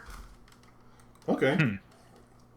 No, and I've also heard, at least from, again, Animal Crossing noob here, like, this is a great way to get other resources. I guess I haven't run into it yet. Like, there are going to be recipes and things that you may not have in your island, and so visiting other people's islands is going to be a great way for you to get supplies and stuff.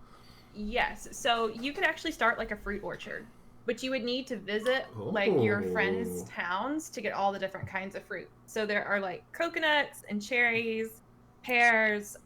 You've got, what else? What am I missing? Sniper Eye in chat says, I'm home and back in chat. What did I miss beside the lovely Arlynia joining? Holy crap. Yes, she's here.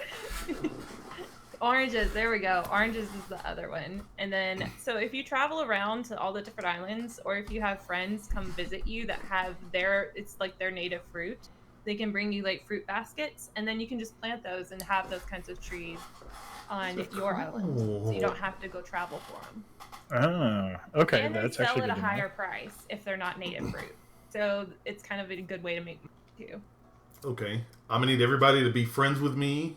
My Switch friend ID is that. Well, I'll maybe I'll post that here at the end of the conversation. Just put it in the show notes. Put it in the show. Oh God, I want it in the show notes. Just add everybody, BFF everybody. I'm gonna put it in the chat. Keep talking while I find my friend code, because it takes me like a day to figure this out. But like I've heard that works out as well. Is it? What can you do when you have all these people? You do multiplayer. Like, what are there any other activities that you guys can do? So it's funny that you should say that. We haven't unlocked that part of the game yet. We're still too early to tell. So right now, people can come over, and with New Horizons, you can take pictures together, which that's a big deal. Like when people fully build up their islands, they'll purposely make like picture spots, so that when people come visit, they take like pictures. And I mean, like, there's this whole community around like journaling your island, and like people do like print journals where they print out the pictures they've taken of them and their friends, that, you know, what they did that day, you know, what kind of town project they completed. So that's a thing that you can do. You can also, like, people come to visit your town to use your shops because you may be more advanced in the game than they are, so they can find different, like, say if you come to my place and I already have the Nookling shop open, I'll have different items in my shop that day than what's in your shop. So there may be something that you have, say like you have a, I don't know, you want a space themed island. I might have a telescope in my shop, and I say, hey, come to my town, I've got telescope. And so you'll pop over by telescope, and then maybe we'll catch some bugs or something, and then you'll go back to your town. Hopefully later on though, we'll unlock mini games. It's kind of like Mario Party style mini games. That's what it was on New Leaf multiplayer. It was a lot of fun. Some of the games were like hide and seek. That was my favorite one, where the villagers will hide around the island and you have to go find them within like a 2-minute time limit. And then there was also Toy Hammer, which was basically, there's this robot that runs around and everybody has these toy hammers and tries to destroy this robot. That would be fun. That would be fun. Yeah. So it's just, hopefully, like I said, we haven't unlocked it yet, but hopefully that's coming, because that's like one of my favorite parts. Beardbite in chat says you can go inside each other's houses and their animals' houses, then the animals will talk about who visited. Yes. That's and sometimes they'll expose you. Oh no, I don't know if that's good or bad. So you can write letters to your animals, and you can send it to them in the mail, and the animals will show the letter to people when they come to visit. So if you write, sometimes people write like stupid stuff with like, you know, offensive things just to be funny. Like, of course, especially if there's an ugly living in your town, you tell them like, you're ugly, leave, you're stinky, you need to take a bath. And then like, you know, I'll come visit, and on stream I'll be talking to them. They're like, look what my mayor wrote me. Like, ooh. Director Light in chat says multiplayer on New Horizons fills the social interaction void that the pandemic created. Some of my IRL friends came over to my island just to chill. Yeah. Oh, that's cool. That is pretty cool. I've never played the game, but I like face value know a little bit of that, and I've heard about some of the interactions that, you know, your other people in your town, the game will actually start talking to you about there. Mm-hmm. Yeah. It'll comment on things like if you spend money or not. Sometimes they'll say like, "Oh, they've traveled a bunch," or like, "Oh, they're a real penny pincher," you know. Very okay. I hate both of you so much. What's going on? I just bought the game. Yes. Yes. What are you gonna name your town? Wait, Vegeta.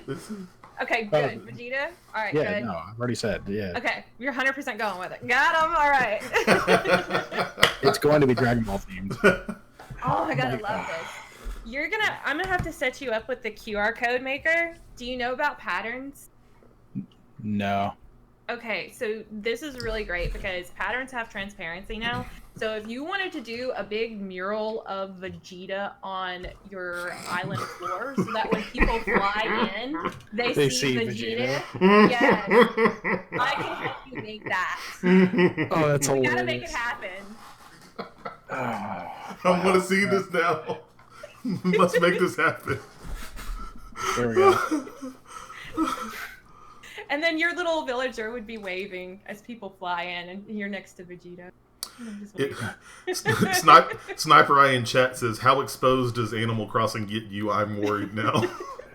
Just don't put anything in a letter that you don't want them to tell anyone else, because they will tell the person that you wrote it about. Ooh, Darth Turner says there are some great Dragon Ball patterns I've seen. I saw the yelling Vegeta face yesterday on Twitter. See, I don't know. I wouldn't go with yelling. I'd be more like grumpy Vegeta. We can make it happen. Don't worry. I got resources. I can hook you up. I feel like you need the Vegeta, the I am the hype Vegeta from Team 4-Star. I think that like clearly needs to be shown on your airport. Do Badman Vegeta. Oh, there. Oh, yeah. Badman Vegeta. Come on. That'd be pretty cool. Yeah, Badman. I mean, right there. So bad. I'm loving this already. All right, yeah, it's downloading, so I gotta wait on that. Yeah. What's okay? What other questions do I have? I'm trying to think here. What? So you said your island has pears, correct? Yes. Okay. No, my first island had pears. My current one has apples. Apples. Okay, I'm gonna have to come over there. I like apples. What do you? So. I think I saw in one of the videos there, their eventual point where you can like start reshaping your island. Like, does it ever expand over what you are currently have, or is that your island? And like when you place stuff there, that's where it is. I think that's your island. I think you can terraform as much of it as you possibly want, except for maybe some of the rocks on the cliffside. But as far as like there being another island you can like overtake and run, I don't think that's going to happen. I haven't seen anything that indicates that, at least. Okay. Let's see. You've been in there for 3 days. Coolest item you've made or gotten? Coolest item I've made. Ooh. I've heard rumors about the recycled boots. I finally fished up a boot, and I haven't recycled the boots yet because I only have one. You have to have two. What makes them recycled? But I'm really interested in that. It's just like you fish up trash.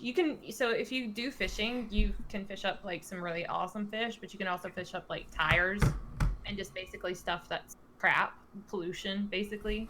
Okay. But usually you would just have to pay a fee to dispose of it because it's trash. But now they'll let you recycle it into a usable item. So I'm looking forward to that because I have one boot already. I caught a tarantula. That's a good thing. Do you know about tarantula and scorpion? No, I haven't seen those Oh yet. my god. Okay, so in your museum, you're going to have a bug museum. And you get to go and like collect all these bugs. But you should be staying up late and looking every night for tarantula or scorpion. I think right now it's tarantula season. I think scorpion's in the summer.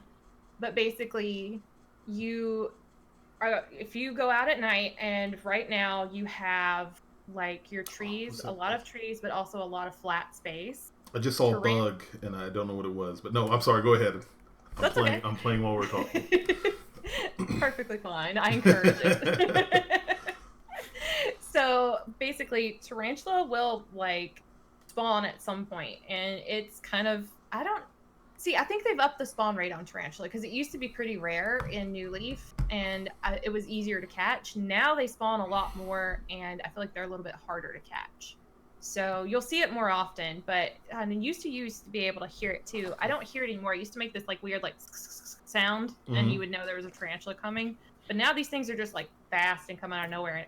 And interestingly enough, tarantula and scorpion is kind of the only way you get a game over. It's not even like a true game over, if that makes sense, because there's really no game over in this game. Okay. But if you get bit by tarantula or stung by scorpion, you pass out and you're sent back to your house. So I don't know if you knew about that. I found out about wasps today because I chopped a tree down and a wasp nest fell down, and these wasps came out here, and I booked it straight to the Nook Center, and I was like, get in the building. That's the only way to get away from them too, because otherwise you'll get stung and you just have a big swollen face. Oh, good. Okay, I'm glad I didn't get stung there. Nova in chat says also there has been someone who has said they went to an island full of tarantulas. I have heard this. I've heard about it. I want to find it. Unfortunately, it kind of costs a little bit of time and resources to see if you can find one, because they're on the resource islands, which cost 2,000 Tom Nook miles, which you have to do those by completing daily tasks. So I don't know how many islands you would have to visit to find just Tarantula Island, but I really want to see one of those. Why would anyone want to go to the Tarantula Island? Because tarantulas, like I said, they're an inexpensive and rare bug. So if you caught, like, say if you had an expanded inventory of 30 tarantulas, they sell, I think, for 8,000 bells a piece. I was going to say, Nova in chat says they're 8,000 bells. Yeah, so imagine sell it. So if you donated one to the museum, then 29 times 8,000, whatever that is, that's going to be how many bells you get to keep. I can pay off my house. And that's it, right? After we pay the house off, it's done. We don't, nothing else, right? Is it? Is it? Is it? You owe your soul to Tom when you sign up for this game. Let me tell you. I was going to say, Cam, have you lived life? Like, once your house is paid for, there's still things you have to do. Yeah. No, you just pay once and it's over, right? They never harass you or come talk to you about anything ever again. Beard you want to tell them, or should I? Beardbite in chat says, if you talk to an animal after getting stung, they might teach you medicine. Rudy taught it to me. Oh, okay. That's pretty cool. Yeah, medicine's nice. Being able to make medicine's nice. Used to you had to buy it always, but now you can actually make it. That's pretty handy. And actually, one other question I had, I just thought of it as you mentioned it. So, how do you feel about the Nook Miles? You have the bells and then the Nook Miles. How do you feel about that? I like them, actually. I actually like them a lot better. So for me personally, I think they compare to what was called the Meow coupons in New Leaf. And I don't even remember what Meow stands for. But basically, the Meow coupons were a way to get credit for doing your daily activities. But you could only use them at Harvey's campsite to get like special items that you couldn't get in Tom Nook's store. Okay. So it was just a way to decorate more, and like sometimes you pick them up, sometimes you wouldn't. You know, it was just kind of whatever. And they were also used for. Do you know about the RVs in New Leaf? Do you know about amiibo cards? No. Okay. I assume I know nothing. I'm a novice. Okay. Amiibo cards. So, New Leaf, I think, if I remember correctly, has close to 400 villagers. And they came via amiibo cards. Wow, okay. And, yeah, there was like 100 in each series, and you could collect them. So this is like my series 3 that I'm working on. Jesus. Holy crap. Flashbacks to high school. You guys didn't know it went this deep, did you? No. Ooh, no. You didn't know it went this deep. So the RV cards were special amiibo villagers that came in these RVs. They were part of the Welcome Amiibo update, I believe. And they were kind of rare because I don't think a lot of people got a hold of them. There's also Sanrio cards with like Hello Kitty themed items that were only produced in Japan that were pretty rare as well. Okay. But the Meow coupons worked in the RVs as well and allowed you to purchase items that not everybody had. So basically, that was the main use of those. So them expanding it to basically, you can go to these islands and get these resources. You can find these things that, you can't normally find, or maybe find a island full of tarantulas where you can get a bunch of bells back. I actually really, really like that. That's kind of one of those quality of life improvements I was talking about early on. Okay, very cool. Like it's a cool little thing, and I know they didn't have Nook Miles before. I just didn't know if they had something like Nook Miles. And the Meow coupons I would probably say is what was in there. What else? Will, any other questions you got? No, right now, no. I've just got to wait for this to download so I can figure out the island and then go from there. I'm so excited. I'm seriously gonna hook you up with the code maker. Oh, sweet! I won't say no, because if I can get it set up right, everyone's gonna have to look at the Dragon Balls or something as they come in. Literally, you plug in a picture and it'll just pixelate it for you and make a code, spit out a code for you, so you can have it sweet. within seconds. That's pretty cool. Even better. That's gonna be pretty awesome to have there. No, I mean, but I'll definitely say, for I've asked a lot of questions, picked Arlynia's brain, but for my first time playing Animal Crossing or playing an Animal Crossing game, I've had a lot of fun with it. I think, like you said earlier, Arlynia, the fact that it is a game that I can pick up and play in between. I'm playing another game, I can pick up and play this in between other games. Like if I'm playing Apex Legends and I'm waiting between a match to queue up, I can go and chop some trees down and collect some wood for blathers and get this museum up and running, or I can, while I'm killing demons in Doom Eternal, which we're going to talk about in just a second, I can go over there and get some iron nuggets for Timmy and Tommy's shop. It's really cool to see that, and really wrapping my head around, the constant time thing. I like that. I literally walked over to my house just to turn the lights on. Because the lights are off, and it's 9 o'clock now, so I want people to know, hey, don't steal anything from my house. There's somebody here. I've got to give everybody in the stream, an idea. Here's my house layout. I have a nice barbecue right there because Will knows I have to have barbecue in there. Got my DIY. If there is no barbecue, Cameron does not exist. That's right. 100%. Love it. I also got I got 2 tire seats, so I fished 2 old tires out of the water, and I got little tire seats out of there. People can sit down and I love it. There, so I'm starting. I don't want to show the inside of my house just yet because it's plain and Jane and boring and horrible. Oh no! You can show your look. You can show it any way you want it. Trust me, the community is so welcoming and accepting. There's even different styles of decorating your house, and one of them is called cluttered, where you literally can't walk in, but you can just walk in one space and look. Trust me. You're good. This is my house. It literally looks like I just moved in. I've got my Switch on my table, and my box, and my toolbox, and my radio, and I got a wooden mirror. Starting out. No bed. I got my seats and stuff, but I'm doing good. I've got a couple thousand bells. I still got to pay landlord Tom Nook off, but hey, I'm baby steps here. Maybe we can send you some things in the mail, because that's a new feature. Hey. That if you and I add each other on the Switch, before you had to be in somebody's town to send the mail, and we're already visiting. But now, if we're friends and we've added each other, I can send you a gift. So maybe I'll send you something after the stream to spruce up your house. That would be awesome. Nova says you got a tall mirror. Conroy in chat says you can customize those tire seats later. That's awesome on the tire seats. Do you not have the tall mirror?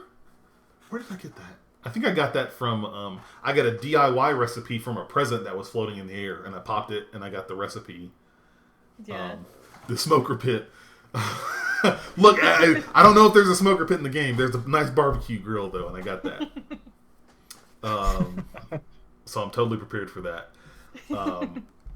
No, that's cool. That's cool. Like I said, I'm having a whole lot of fun with this game. This is, I'm excited to be in this community and having fun with Animal Crossing. That makes me so happy, because that's the one thing I want people to take away from being on this, is that our community is just really loving and accepting, and we have one of the best communities on the internet. So if you've ever thought about trying Animal Crossing, please come on over.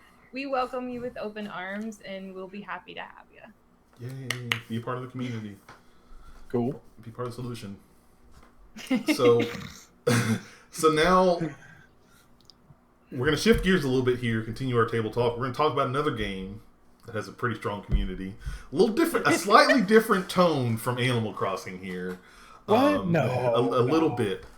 No. Never. No. We're going to talk some Doom Eternal. That was the other big game that came out this weekend. So, Arlynia, you got Doom Eternal, right? You're playing the hell out of that. You're like killing demons. I'm here to be educated about Doom Eternal just because I love the fact that the community, we had the same release day, and the crossovers on Reddit have been absolutely fantastic and hilarious. I love it. Oh, they're so great. much. They are great. They are wonderful. Oh, I love the soundtrack.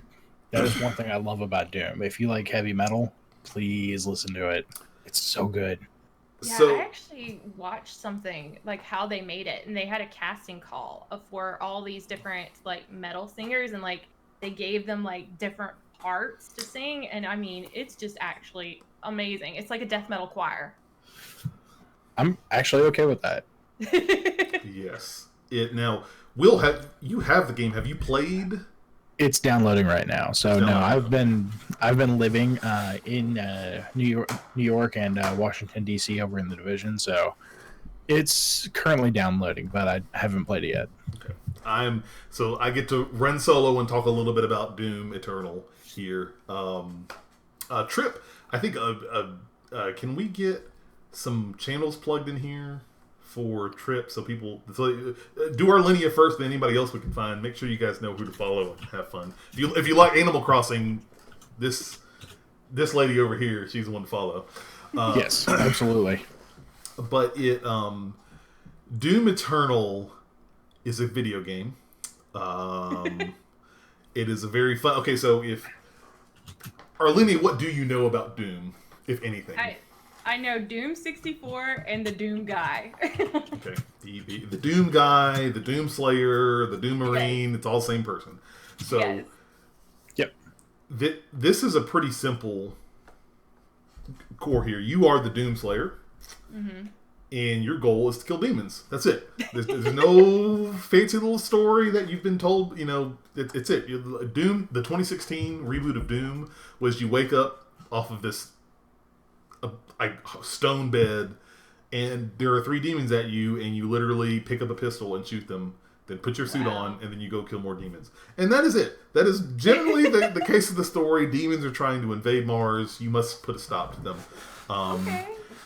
Eventually, you will find a weapon called the BFG. It stands for Big Blank Gun. Gun. Yeah, and you will use that to destroy everything. It is very interesting, kind of starting off the conversation talking about Doom Eternal. Doom Eternal actually has a story. And the way they frame a lot of like the cutscenes, there is story, a strong story baked in. Like, you find out who... So before, Arlynia, you didn't know. You were just the Doom Marine. You were the Doom guy. You go to a demon. That's it. That's all you needed to know.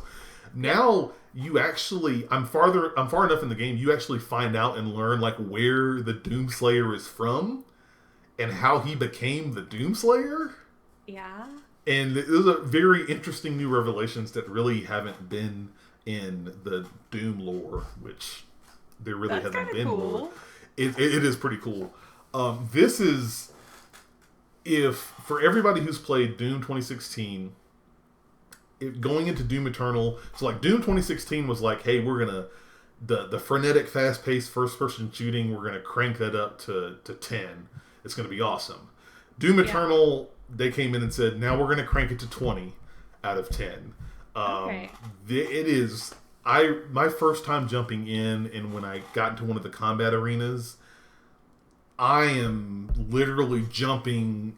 I was blown away by how fast I was going, like jumping around different spots, shooting weapons, blowing up demons, cutting them in half, all sorts of stuff.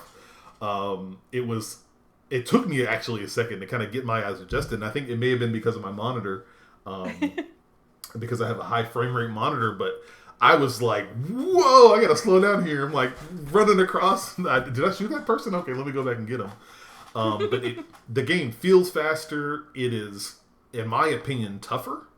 Mm-hmm. So, Will, I know you can speak to this. You remember 2016 and kind of the battle chess mentality that they had, where Arlynia, what it basically was that in the Doom 2016 game, they made a mechanic where, you know, a lot of times you at least know first person shooters where you kind of stay behind cover and you shoot enemies and you try and if you get hurt you back away, heal up, and then go back and fight them again, right? Okay, yeah. Now imagine. Oh, I'm sorry. I was gonna say, now imagine if you want to regenerate your health, you have to go kill more demons. Yeah.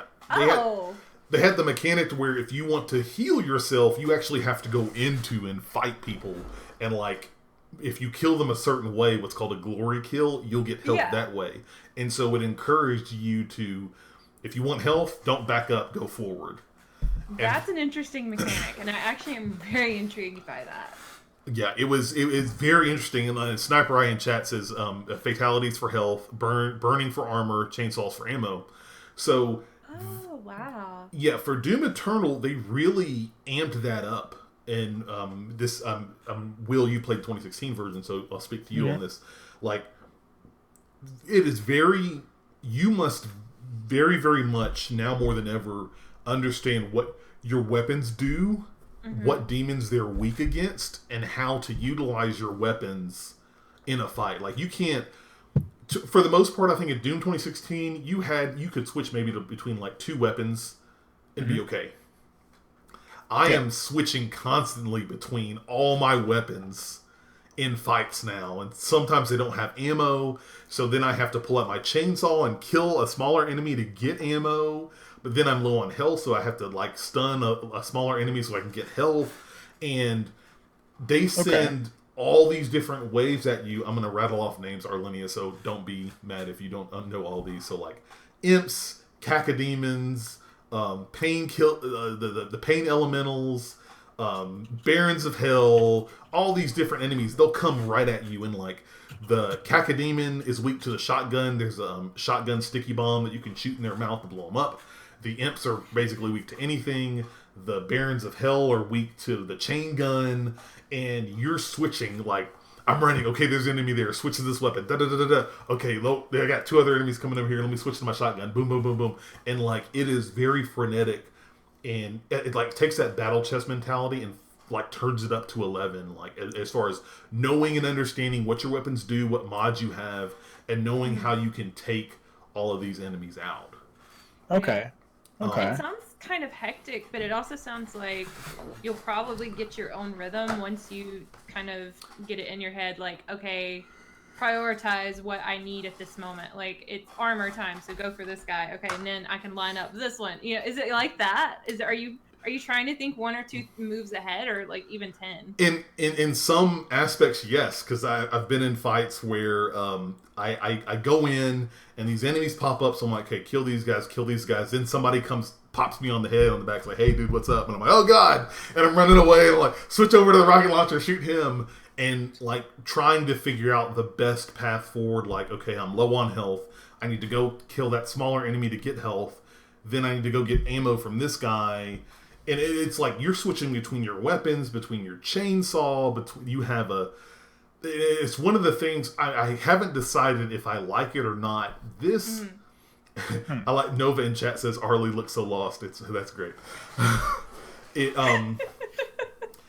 Sniper Eye in chat also says it is hectic. The saying "rip and tear" is not a joke. It explains the gameplay. Like they really, compared to the 2016 version, they throw a lot of stuff at you. And to give you guys an idea, and tell me when you get lost, you have 8 different weapons that will can damage, aside from the BFG, which will kill everything. You basically certain enemies are weak against certain types of weapons. So some are weak to the chain gun, some are weak to the shotgun. Okay. Each weapon has 2 attachments. Example: the regular shotgun has an attachment that shoots a sticky bomb. Which is weak. That sticky bomb specifically is weak against cacodemons because you can shoot it. They're floating basically heads. You can shoot it in their mouth and then they'll explode. Okay. There's also an attachment for basically an auto-firing shotgun So you basically hold the right button on your mouse and just auto fire your shotgun. Which I know Will's like, ooh, yes. Look, you had me at shotgun. and again, understand that is just the 2 attachments for one weapon. There are 6 other weapons that have attachments. Okay. You have a chainsaw, which the chainsaw is specifically used for like when you run out of ammo. You'll actually use a chainsaw to kill enemies, then it'll give you a bunch of ammo, which they've throttled down the ammo collection. So like when I had my shotgun, I started out with 10 or 12 shotgun shells. Like that's my ammo capacity. Mm-hmm. And there are upgrades that you can do to get more ammo capacity. But like, don't be surprised if you start running into battle and start using your shotgun. Oh, I'm out of shotgun shells. Mm-hmm. Now I've got to use my chainsaw to cut a demon in half so I can get some ammo there. They've got the chainsaw. You've got this like shoulder turret that has multiple attachments where you can fire a frag grenade or a ice bomb. The turret also has a flame belch, so you can shoot flames on people. And if any enemy that is damaged by the flames will drop armor for you. And if you kill that enemy while they're burning, you'll get extra armor. And so again, like imagine all of this stuff that you're having to learn and know and going into fights with like 20, 30 something demons that are coming at you in waves. Yeah, you're just like equipping on the fly, basically.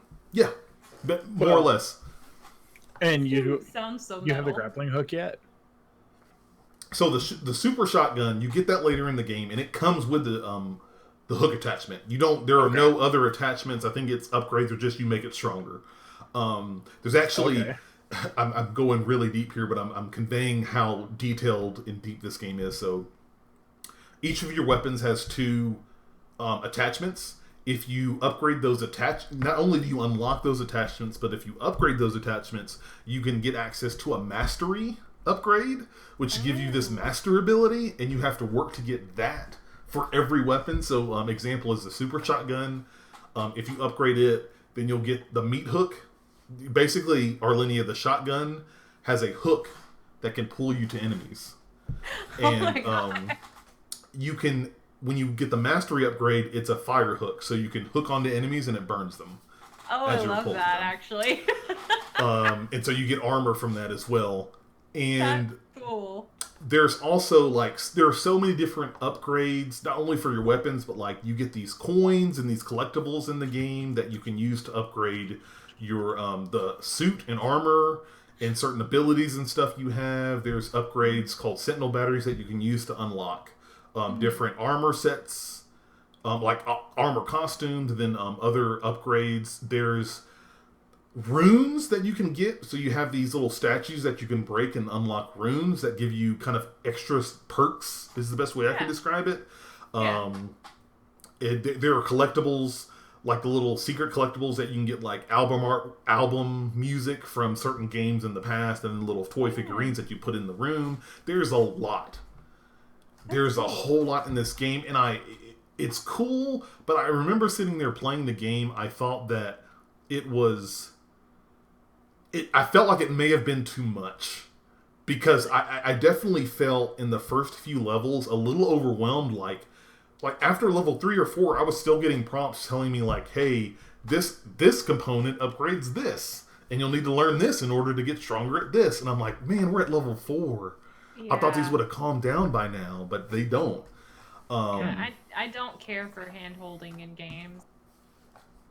And so, and you think about in combat, you have your combat, you go into combat and you have to know your combat wheel, where your weapons are at. You also have to know where your flame belch is. You have to know what grenade you have, and then the button to switch between those grenades if you need to. You need to know the button that switches between your weapon attachments, depending on what weapon you have upgraded at the time. You need to know the button you need to have in order to do glory kills on enemies, so you can get health and ammo and armor and all that stuff. And it's just like, I feel if you were a person like Arlynia, if you went and said, man, I'm super excited, I can't wait to play Doom Eternal, and you go and get this Doom Eternal, I feel like there might be that might be a barrier for you to get Yeah. into the game as you progress through, because there's just, especially someone new in that franchise, there's so much thrown at you that you're like, Yeah.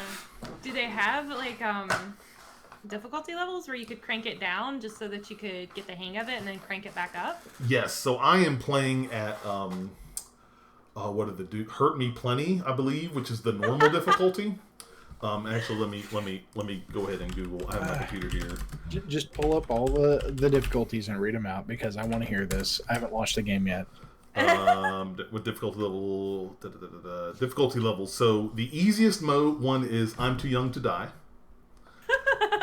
Normal mode is Hurt Me Plenty. That's sweet. Hard mode is Ultra Violence. And a very hard is Nightmare. Okay, I expect that. Yeah. So those are your standard difficulties. I'm playing on Hurt Me Plenty, and I will, as a person who has played the original Doom, because I had a toss up between either doing that or Ultra Violence. I'm starting on normal, and I'm very happy that I started on Hurt Me Plenty, because I feel like if I played on Ultra Violence, I would have got railed very, very hard. So Halo Atlantis, I don't know what you redeemed because it's just asterisks.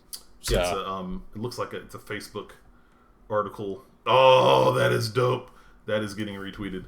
So, or put in chat here. I can actually put that in chat. Can I do that? I sure can. Yes, so, you can. Halo Atlantis put in an article from Corsair. They're actually trying to remake the plasma rifle, I think, as a computer. Oh, really? Yes. Which is, plasma rifle is one of the guns that's in the game. Yeah. Oh, no, that looked dope. Where can I buy this? Sniper Eye, I didn't even know that. Sniper Eye in chat says, Will, Cameron, don't forget random players can join your campaign as demons and attack you. Oh, I'm going to murder you, Cameron. God. I'm not coming in here like, who is this Revenant demon that's coming shooting rockets at me? Like, oh my God. Yeah. Also, apparently, Nova saying you're a masochist. I feel to some degree you have to be a masochist to play this game. If you want some fun laughs, just go watch my stream of Doom Eternal from this past Friday. And yeah, it got pretty crazy in some of those fights. Also, Arlynia, they're asking you to do a Doom stream now. We can probably make that happen. I'm going to tell y'all that I'll make it an incentive for St. Jude next month. If y'all hit the goal, I'll do Doom. There you go. All right. Awesome. There you go. All right. But like, I haven't even talked about some of the stuff. So like, talked about the Cacodemians weak to the shotgun sticky bullets. The Revenant, the shoulder rockets, you can actually shoot those off. And if you shoot those off, they'll come in close. The same with the Arachnotrons, which are basically, think spider robots that are about 10 feet tall. Spider robot. With a little plasma turret on the top of them going. Pew, pew, pew, pew, pew, pew. Oh, Sniper Eye is saying if you play Nightmare mode arcade or Nightmare arcade mode, you are a masochist because you get limited lives and you lose the game if you die. Yeah, The whole game? Oh yeah, that's what it looks like. What? There are 1-ups in the game, so you can get the 1-up. So that way, if you get killed in a fight, the 1-up will recover you and you'll go back to full health. Otherwise, you'll die and you'll go back to your last checkpoint. Okay. Director Light says, "Spider robots." Alright, I'm gonna head out. Yeah, Sniper Eye is saying whole game complete restart. Oh, that is funny. Nova says, "Spider robots." Alright, I'm gonna head in. I love it. But no, I think, and I'm still trying to toss up, because I'm trying to do a review on this. Like, if the balance on if I like, there were just a lot of stuff thrown at me. Like, now I can jump in now. I know all the controls. Like, I'm flipping through.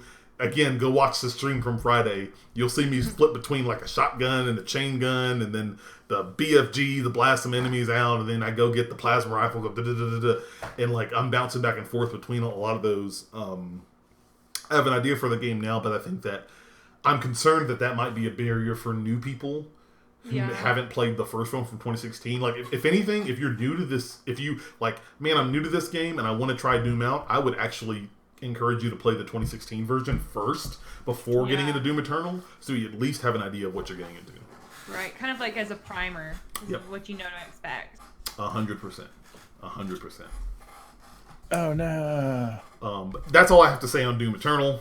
That was a lot longer talking than I expected, but like, I wanted to give my thoughts. Like Will talked about at the top of the show, we're going to have reviews for Doom Eternal and Animal Crossing New Horizons, hopefully sometime this week.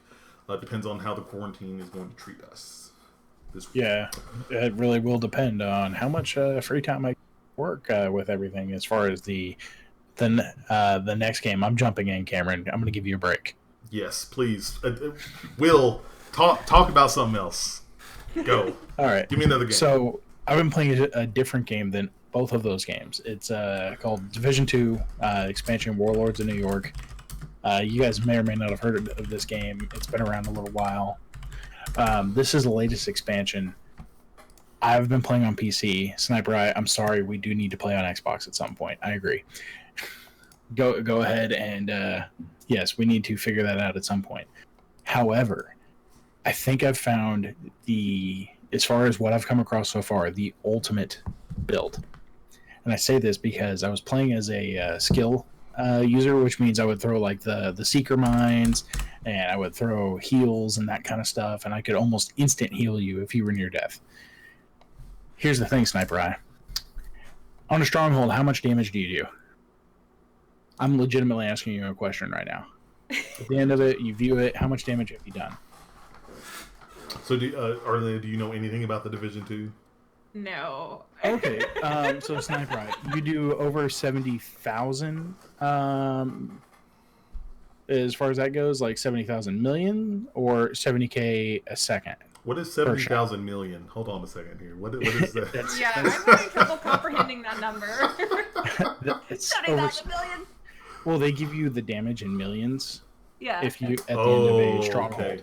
Okay. So he's doing 70K a shot. Sniper Eye, to give you an idea, my pistol that I'm shooting people with does 500,000 a shot.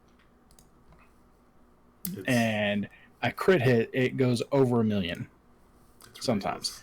To give you an idea, in a stronghold, and there are photos in the Credible Threat Gaming where I actually took pictures of it. At the end of the stronghold, I had over 2 billion damage output as a tank. Nova in chat says confirmed hacker. Yeah. Can I share this image? I don't know. Right. I want to see. So yeah, hang on. Open original. Oh yeah, it links to it. While he's figuring that out, Arlynia, and for everybody else who doesn't know, the Division 2 is Ubisoft game. Hopefully you know Ubisoft. It is a I know Ubisoft. It is a third person. I'm not gonna say military, but like third person cover shooter. The eerily very thematic right now. The theme is basically there is a pandemic that occurred in New York, and you are a part of this secret government agency of like sleeper cell agents that has been activated to protect New York and Washington D.C. in the sequel as the infrastructure and everything goes down and people take over because of this virus that has killed people. Oh, okay, that's creepy. It's a little close to home. That is weird timing. Weird timing, but Sniper Eye, there's images from the final Stronghold loadout. I'm running a full tank build with everything, which means I have armor out the yang-yang. 1.8 million right now is how much armor I have. I don't have a whole lot of health. It's like 300k. I use the Liberty exotic hand cannon, which, 50 caliber pistol. So Arlynia, essentially a very fancy, just big handgun. Okay. And I have a riot shield. Yeah. All right. And I literally, so they have like anti-aircraft guns and big chain guns, the kind of thing you would mount on a truck going into war. Uh-huh. I literally put the shield up and just walk up to it and take damage as I'm walking up. That's how much armor I have. It regenerates so fast that as I'm walking up, I'm just like, oh, that's very cute. Oh, by the way, have you met my friend 50 caliber? And just put a bullet in her head and keep going. Like, oh, that tickles. Thanks. Yeah, it was like, oh man, I had an itch right there. Thanks, guys. To give you an idea, there were mortar strikes coming in, and the mortar strikes would come off of this big hovercraft, and it would land and almost kill somebody. Literally had to turn around and pick up Palace because Palace Streams was with us. So, do all that. I'm like, well, hang on. Pulls out shield. Stands in incoming mortar area. I take no damage. What? No. A mortar? Yes, a mortar off of I do know what beam. that is. Yes. And literally, it's just, oh man, you guys got like cannons and you're mounted up there with a big old like unlimited ammo. Yeah, and I'm just walking up like, hey guys, what's up? Oh, hey, I see you've got a grenade bandolier here. Shoot that, blow you up. And so literally most of my damage, actually, Sniper, I didn't find it on Reddit. It's amalgamation of a couple of different things. I redid my Liberty because I wanted the level 40. All right, and it does stupid amounts of damage, and I got tired of dying while playing as a skill build. So I went that and kind of stumbled into this. I'm looking at different gear sets right now to try to make it better. So I'm literally looking at different armor sets and things like that. I love Sniper Eyes Miss Hobo Slayer meme. So good. Yeah. So right now I'm literally going through and I'm just like, oh, okay. Oh, that is wonderful. I'm sorry. Sniper, I'll share it with you, man. That's not a problem. But it is absolutely hilarious running into this. They're just like, oh man, you got a turret. That's cute. So, Cam, you've played the Division 2 before, right? I think so. I'm so pretty sure. You know the Stronghold District Union Arena. Mm-hmm. Yeah. Okay. All right. So you know the point where the dude's mounted in a truck with a minigun and he's armored up so you can't shoot him, right? Yes, I do. I literally walked up in front of it, held the shield up, and just shot it until the truck broke. That's how. Yeah, you're gonna break the game. Yeah, Sniper had Diesel. Yeah, that fight. I literally walk up to him. Also, you know the heavies that have the sledgehammers that can take you out in almost one hit? Yeah, they come up to me and they just hit my shield, and I'm like, oh, that's cute. You're literally going to break the game with that. Right now, it feels like I have. So I don't know if they're going to patch it or what, but it's absolutely hilarious, and I love it. I was doing, literally just before we started the stream, with a minute to spare, I was doing a challenging Stronghold solo. Not a Stronghold, checkpoint. One of the checkpoints. Okay, little small activities that you do in the world. Yeah. I was just like, let me try it out. Okay. Yeah, soloed it in under 10 minutes. Okay. So you're doing all right in the Division 2. It's a lot of fun. But I just got tired of dying, so I don't die anymore. I know that, Will, you had said that you're going to, you're working on a video for your impressions on the new expansion so far. Yeah. So. Definitely I'm digging the Warlords of New York expansion. I like the manhunts. Manhunts are fun. It's a different take on that game idea as far as that goes. In fact, the entire expansion is essentially a big introduction to the manhunts. And then after you finish that, the first part of the season pass is literally, oh, hey, by the way, now we're starting this manhunt for the other sleeper cell that got activated. Mm-hmm. And so you're literally like, all right, cool, I got to find this loot to do XYZ over here and, follow the trail. And then once you do enough of these activities, you figure out where they are and you go take them out. Mm-hmm. Okay. Pretty cool. So, but yeah, you're just trying to bring some kind of level of structure back to the world after essentially not COVID-19 took everybody out. It was it was called the dollar flu. Yeah, it was a genetically enhanced version of the flu. Wow. Yeah. And what in the first game, what happened is that it was during Christmas in New York, and what the mastermind did was he put it on $1, and so as it changed hands between people, so it would people would pay in cash at the store, and then it would affect the other dollars, and it would infect their hands, and they would take money, and it would exchange people's hands, and that's how it spread.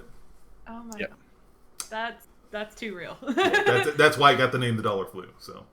Yeah, it's kind of nuts, really, how much life is imitating art at this point. Yeah. Stranger than fiction, right? Yeah. Sniper Eye 2010 said in chat, it was a modified version of smallpox put on dollar bills. Yeah. Yeah, Sniper Eye, you're not wrong. Oh, anything else about the Division 2? And your Uber build? It's always better with friends. Always. Yes. Everybody probably wants to be your friend. No, actually, right now I'm trying to help Palace get this build together so that he can switch back and forth. look, I need to be everybody's friend because everybody needs to come to Wakanda. They need to come get me apples and oranges and other fruits and stuff, and I give you guys some pears and like maybe a crisp high five because that's all I know how to do in that game so far. Look, I'm gonna go ahead and tell you now. I would come to Wakanda, but you got to come to DC first so we can get you to level 40. Like you're correct. Apparently, there are a lot of different places I have to go visit all over the place. You're gonna have to learn instant transmission then. I don't know how to tell you to get around. But if that is it, guys, then I think that's going to be a nice, good closing point on episode 7 of the Rocket Punch Show. Do we call this the work from home edition? The first of a couple? Yes. Yeah, the isolation edition. There you go, isolation edition. But before we end, of course, thank you so much to Arlynia for joining us this evening, chatting a lot about Animal Crossing. Once again, Arlynia, if you wouldn't mind, plug yourself. Where can people find your content and everything you're doing?